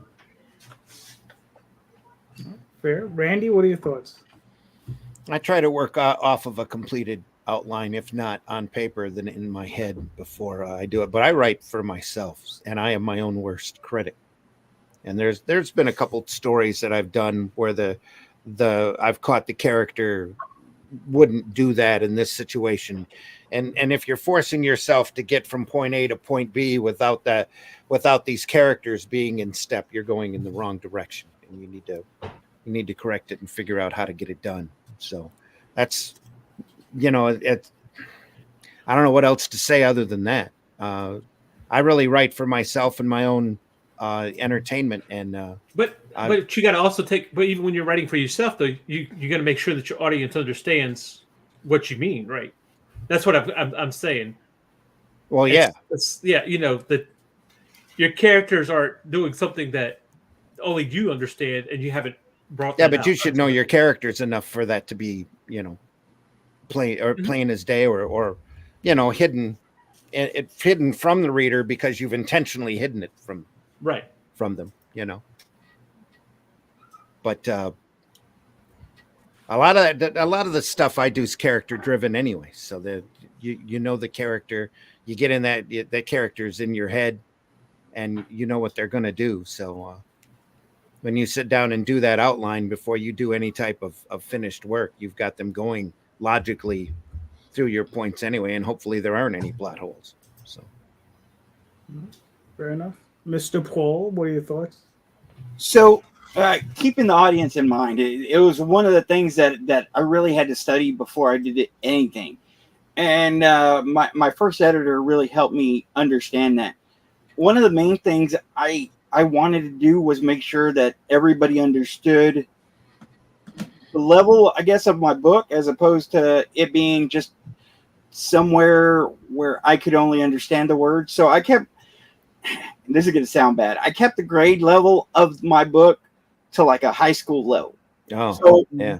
I basically wanted it to be read from a high schooler's point of view, where they would understand the world, not to an adult's as much, but I mean, even still, I was catering to adults as well. Having said that, one of the main things my editor, my teacher, my mentor, whatever you want to call him, taught me was, you know, whenever I'm reading this, I can't be the only one that understands the story. Those plot holes and stuff can't just be in my head. And I guess one of the main ways that I learned to not leave plot holes was to go back and read it as somebody else. And it's hard to explain, but one of the main things was like the characters' names in each issue. You know, if they get issue 2, they're not going to know the names from issue 1. So you have to make sure to kind of regurgitate that in a unique way of just storytelling it casually. But you also have to tell, hey, we're looking at a picture, but it's not just in my head. We need to show it on the page because that picture is part of the story. So it's kind of like you got to take a step away, and you're not going to get everything. That's why you have editors there to be fresh eyes. And I get my kids too to bounce back off of my stories. But the main thing is, you know, outline it, check and see if there's any plot holes. Whenever you finish writing it, come back and reread it as a fresh eyes. Get other people to read it, and get your editor to read it. And don't take offense if they say, hey, what is this guy doing here?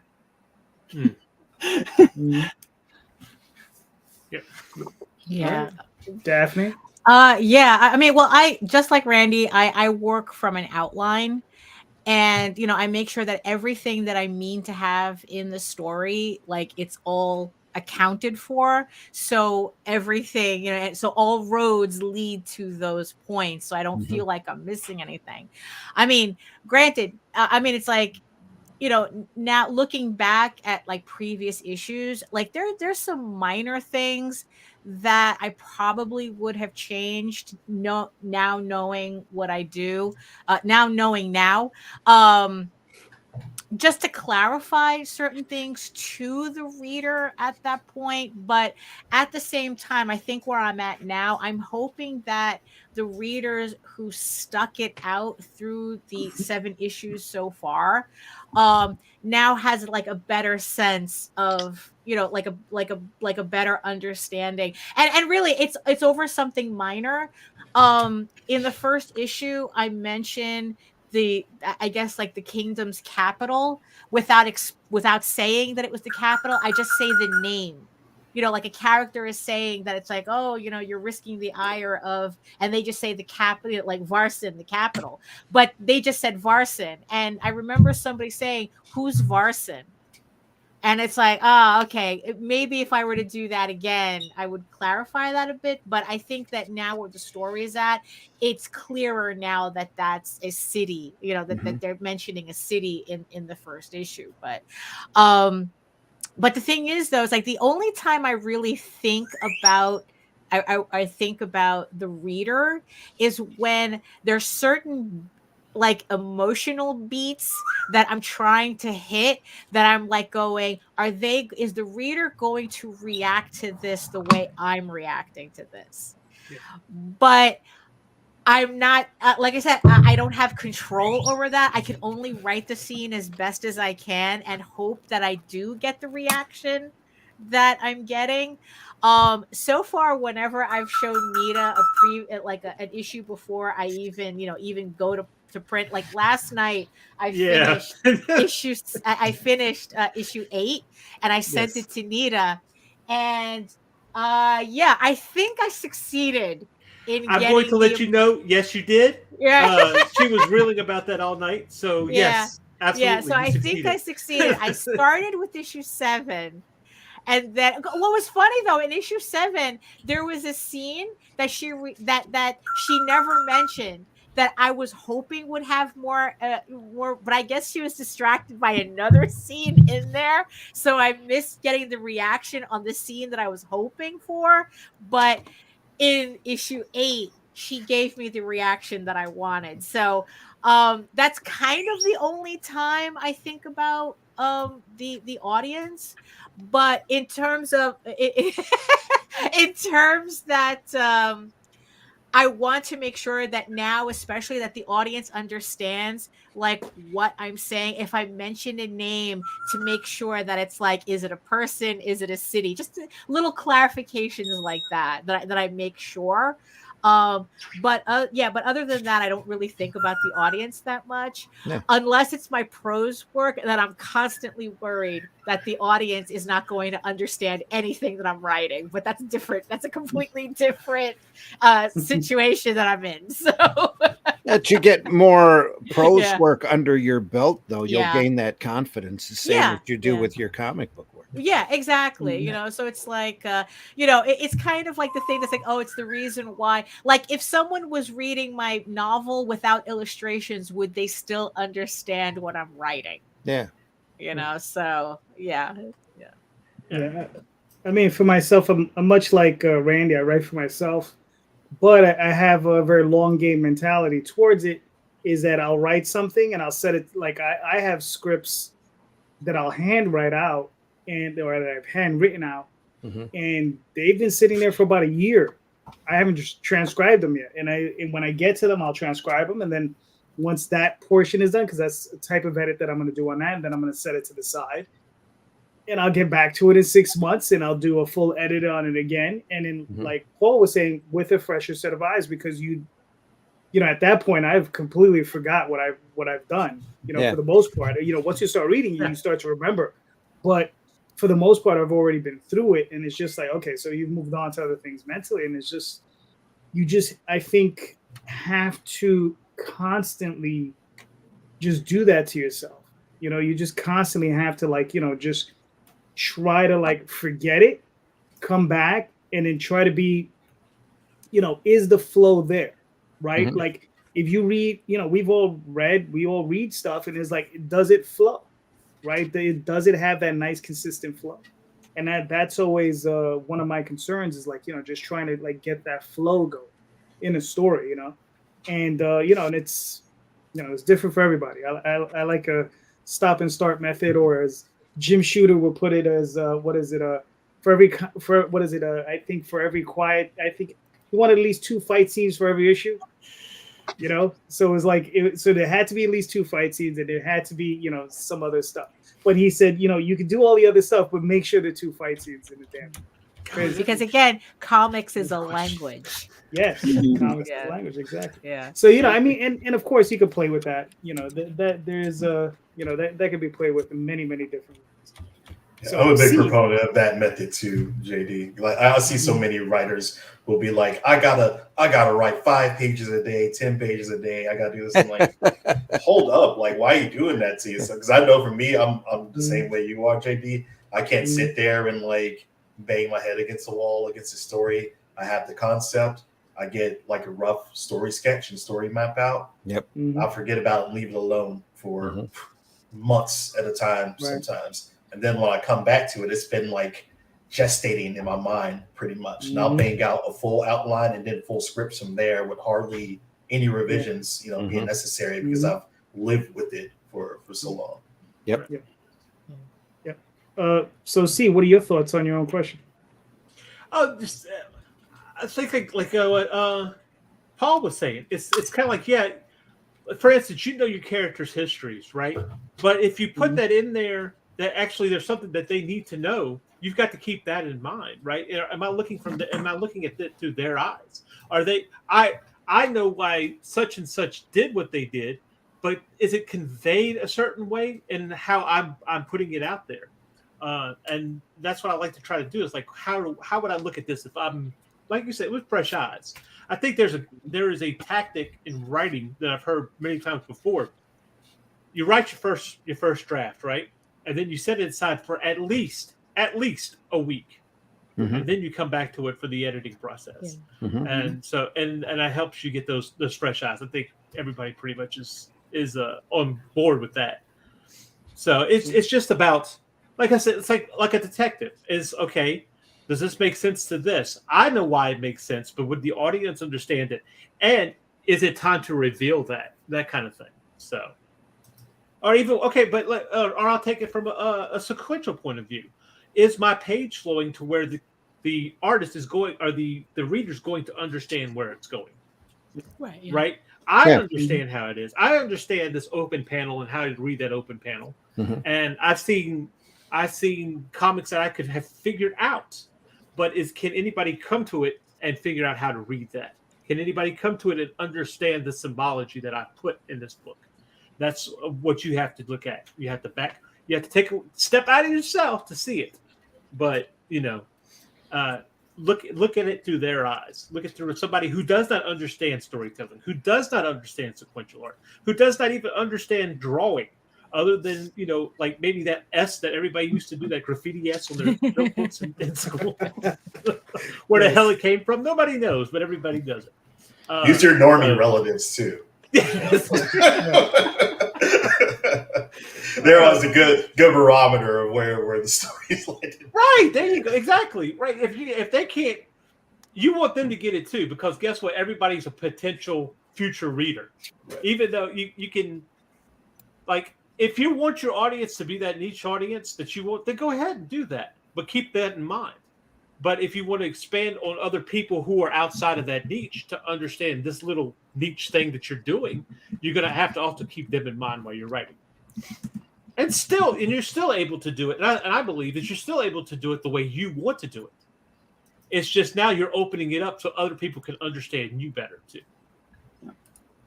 Mm-hmm. Yes. Well, we all need to sleep. Independent Creator Directory. We are archived over at the Indie Comics Network, so you can pick up this conversation at your convenience. Well, look at that. Pledge just came in. Oh, my goodness. Yeah. There we are.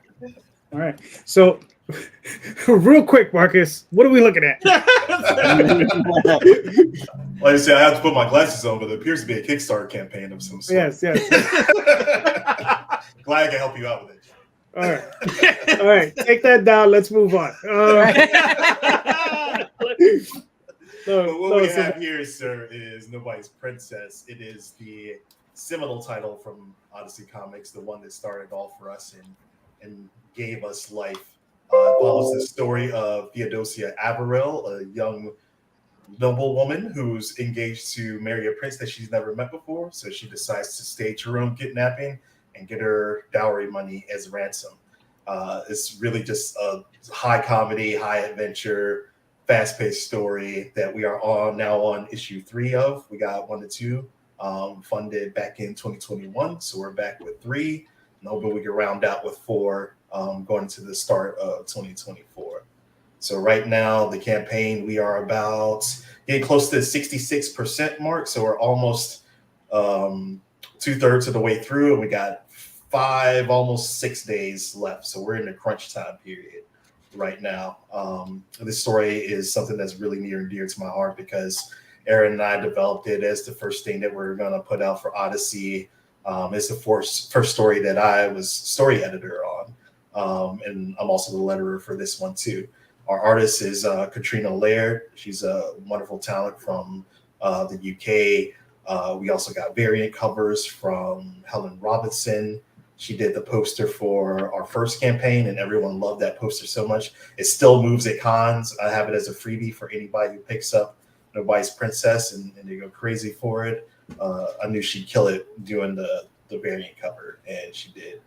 Right now, we have crossed the 100 backer mark. So I was talking earlier before when we were talking about rewards and how to structure them and everything. So one thing I wanted to do with this campaign, although we're not doing as much crazy rewards as we were doing the first time around, I wanted to make sure that people were getting rewards at every level that they could. So our rewards themselves stretch out over the campaign. So right now we unlocked Plant Pumpkin #1 is a digital for all backers, buttons for all backers, and sticker set for all backers. So regardless if you pledge $10 or $100, even if you pledge that 10, you're still going to get the same rewards everyone else is going for no extra cost. And on top of that, we're doing free shipping on most direct orders right in the US of A. So unless I think it goes to the higher tiers, which includes like 3 or more comics, that's when the shipping also comes into play. But I try to discount as much as possible. But at $10 for Nobody's Princess #3, you get that $10 ship, no additional shipping and handling fees for that.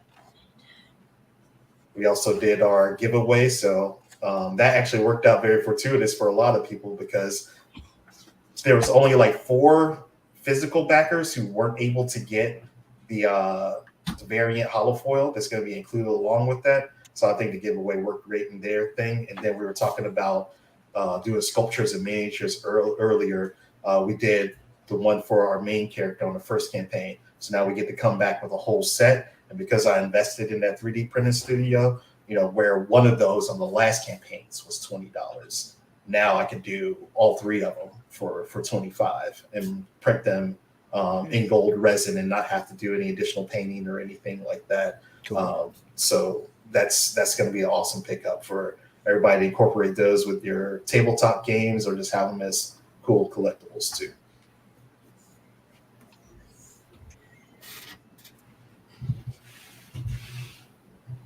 Cool. And I'm trying to think if I forgot anything, but since it was our 2nd anniversary too, the first time we've ever done this is we put all of our books available as add-ons to this campaign. So everything in our Odyssey Phase 1 bundle, I guess you call it, can be included along with it. And then since we're going with the Plant Pumpkin Digital, our first comic that's going into like the new phase of books, you're going to be able to get that right away. And the campaign for that is going to be launching basically after this one closed down. I get a week where I'm resting and I'm not promoting anything. Then we got another campaign coming at you too for holiday season. Nice.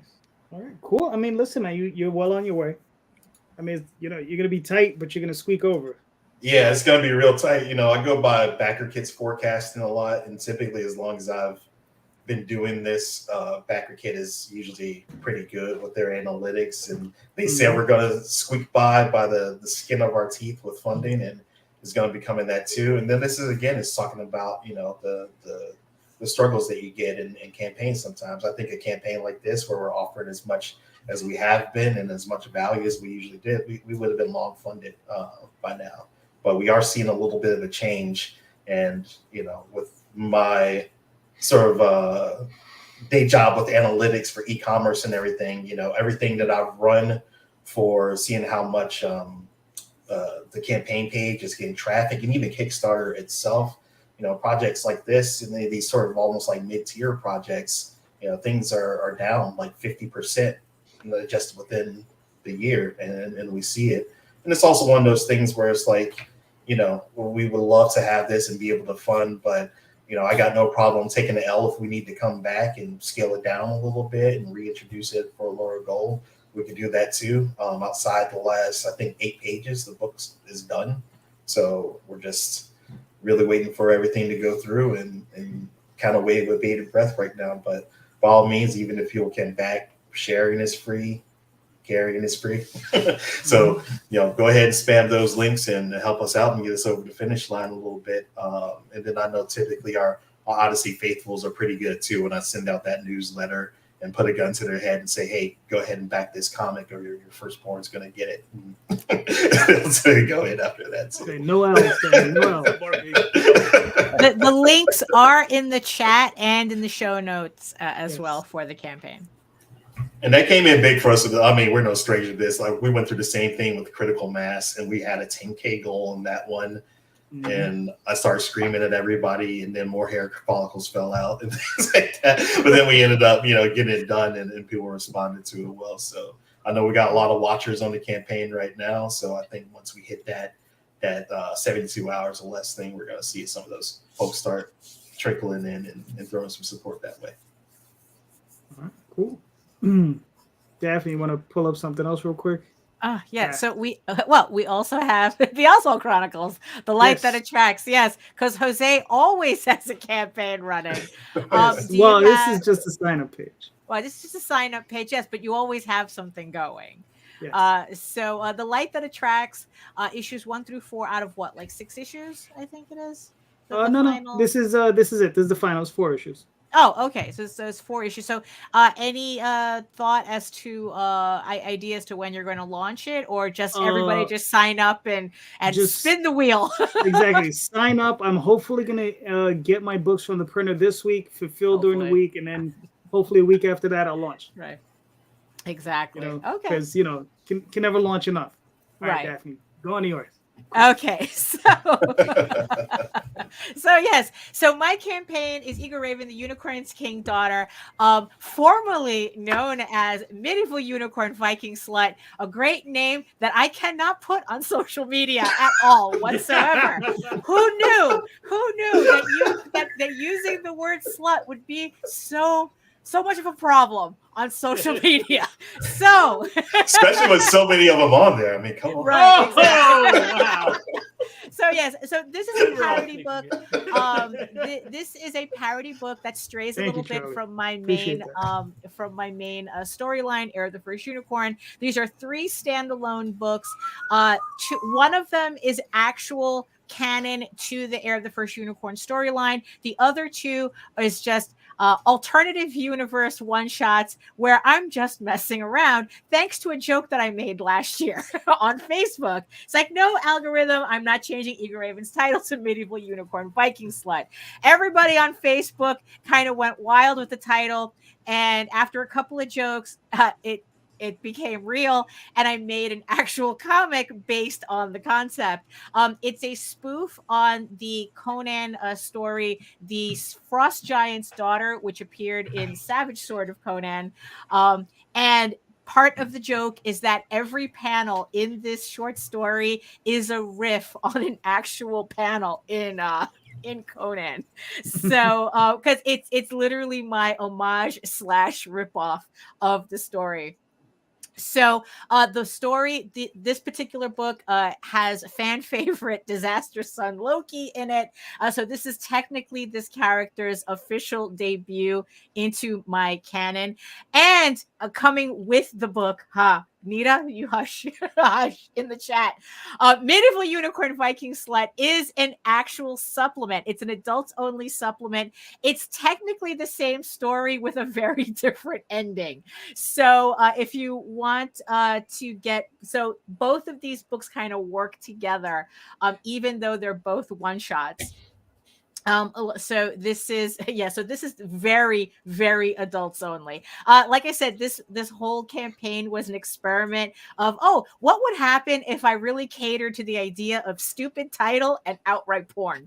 So this is the experiment. I'm learning a lot on it, but in the end, no matter how this campaign ends, I learned a lot from it, and I'm having a lot of fun with it. If you just want to stick with the canon of my main series, Heir of the First Unicorn, then I have Tales from the Outer Kingdoms, which is a collection of short stories that I made as stretch goals. Going back, we're coming full circle here. That stretch goals that I made as extra, I guess like extra stories that you could get added if we reach certain stretch goals. And this is a collection of all those stories, including a special story that Jose actually wrote. It includes Oswald. That Oswald store crossover story is also in this book as well. So you can pick up all of the books either as a set or as individual issues. And tomorrow at 11 a.m., I am going to have a 72-hour special on this campaign, where for 72 hours, you can pick up all the clean main variant covers and save $20. Both the regular with the logo and the Virgin set. So you can pick up one issue, and then as an add-on, you can get a discounted version level add-on for 72 hours only, where you also get a special bookmark that only comes with the special. So right now we are just 2 backers away from we unlocked the phone wallpapers. People were asking for phone wallpapers of my variant covers. So we are 2 backers away of unlocking the uncensored versions of the variant covers. So just 2 backers away, 2 backers away. And we are very close. Now, going back to what Randy was talking about. So on this one, I have, as a stretch goals, I have a double-sided bookmark, which we unlocked. I have a postcard that we unlocked, and we are on track, I hope, to unlock a 3-inch vinyl sticker at 7,500.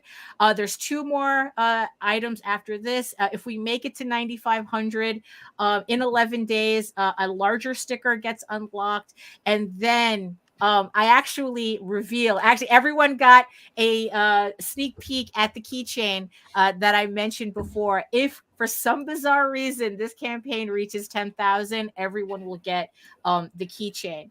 But yeah, so considering the time that we have, I'm not going to go all the way through. But yeah, so 3 one-shots in 1 campaign, and and we have 11 days left to go. Oh, I'm 1 backer away from unlocking the phone backgrounds. Thank you so much to the 179 backers, raising $6,394 on this campaign. All my cheeky monkeys who really want this book. So thank you so much. We have 11 days left.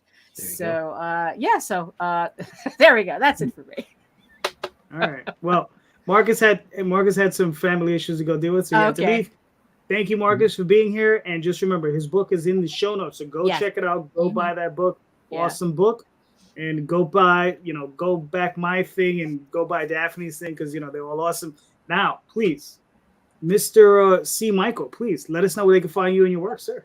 As always, you can check me out at lanningart.com. And now it looks like I'm trapped on Saturday nights at 10 p.m. Central, 11 p.m. Eastern at Art Style Kamikaze, where it's an art thing. So it's an art thing. It's an art thing. Okay. Is that why that's plastered behind you? Okay. That's right. This is how you promote, see? All right. You're floating in and out of reality there. Nice. Floating heads. Yeah. So, Randy, where can they find you and your work, sir? You can find me over at aerocomics.store. If you want to share my screen for a second, I can show you a little piece of artwork. Oh, yeah. There we go. This is the pencils for the cover for the Shadow Kingdom by Russ Leach. If you go over to russleach.com right now, you can sign up to get more information on this great book when it comes out. Really proud of it. It is a faithful adaptation of a public domain Robert E. Howard story, The Shadow Kingdom, which is recognized as being the first American sword and sorcery story ever in print. It's a lot of fun. It's a great story. It's not your typical, it has been, I was going to say it's been adapted a couple of times from folks that have had the Howard license, but this is a faithful adaptation. We're following the story 100%. We're trying to leave as much of the prose in as we can as we go along. But this is a comic story, so it's show, don't tell. So it's I'm really proud of it. Right now, it's looking to go 69 pages plus the cover, plus more information in the back. We've got a great forward lined up for it, and I'll be doing a backward on it. And we're hoping to take this in all sorts of different formats and any way that we possibly can, depending on how it sells. So, and Russ is really knocking himself out, doing some phenomenal work here for the story. So we can't be more proud of it. russleach.com. Go over there and sign up now for more information as it becomes available. We're hoping to solicit or start the campaign early spring. There we go. You have my money already, sir. It's a great story too. I love this story. Yeah. And we're hoping to be able to do a lot more as we go along. So we'll see how Marcus reappeared. Marcus is back. Yeah. Marcus. Let us know where we can find you and your work, sir. yeah, this aside from kids giving me headaches, everyone can always find our work at odysseycomics.com. JD informed me I can't use this trademark phrase of all roads lead to there, but check out odysseycomics.com. Of course, check out Nobody's Princess #3 on Kickstarter right now, and that's pretty much it for us, man. Hey, listen, Jay's not here. You can use it all you want, bro. And even when he's here, Hopefully, odysseycomics.com. Check it out. Buy some stuff. all right. Cool. As a matter of fact, we should all use the phrase. No, Paul. All roads lead to and from. No. So my name's Paul Gomez 790. You can reach me on Facebook, Instagram, and Twitter. If you have any questions about creating a comic or anything of that sort, let me know. I'm usually on Facebook, but you can catch me on the other ones as well. If you're just having a bad day, please reach out. And it's okay not to be okay. Just don't live there. One last thing is my sponsor is hosting me November 4th. If you're in the DFW Metroplex at their grand opening of their second mortar store in Mansfield, Texas. That's Geek Out in Mansfield. They're also first in Burleson. Again, Paul Gomez 790 if you ever need to talk to me. All right, very nice. Daphne, where can they find you in your work? You can head on over to my main portfolio site at egoworks.com. That's EGOWORKS. You can find links to all of my galleries and social media sites, but I mostly post to Facebook where all the nonsense starts. You can also check out my YouTube channel where you can find videos of me working on all sorts of stuff and my vlogs, and also check out my semi-weekly art live stream Wednesdays at 4 p.m. Eastern. Also, you can head on when you go over to my website. You can read Eagle Raven, Heir of the First Unicorn for free, uploading every day, Monday through Friday. But if you prefer your fantasy to be more of a furry Lord of the Rings adventure with the help of this guy, you can head on over to Tall Tales, TAILS online.com. And not only can you read the first 20 issues of Tall Tales for free, but you can catch up on the latest story arc, Tears of the Mother, which also is currently uploading Monday through Friday. All right, fair enough. So, my name is JD Calderon. You can find me here most Sundays.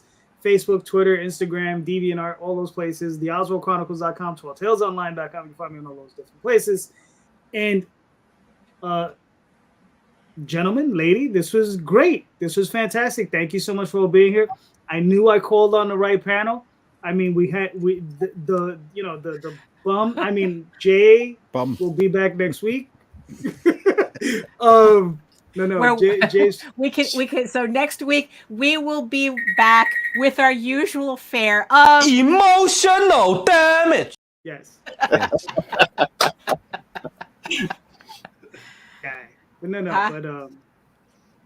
Yes, we'll definitely be back with that guy. But thank you so much. You guys are awesome. Jay will be here next week, and we have another group of independent creators that'll be awesome to talk to all of them. And do this again. I mean, I think this was good. We just just to focus on just the business of comics, Yeah. And I think I'm freezing out. I don't know what's going on. All right. Wow. So thank you so much, everybody. And I'll be talking to you all soon. And just remember, everybody, all those books are in the show notes. Click those links. Buy those books. Okay. Everybody's links are in the show notes. So go check everybody out. Go pick up some books. All of them are fantastic. And thank you so much for being here. And just remember, buy more indie comics, especially ours. Yep. Have a good one, guys. Wow. Take Take care, everybody. Bye. Thank you. Wave off.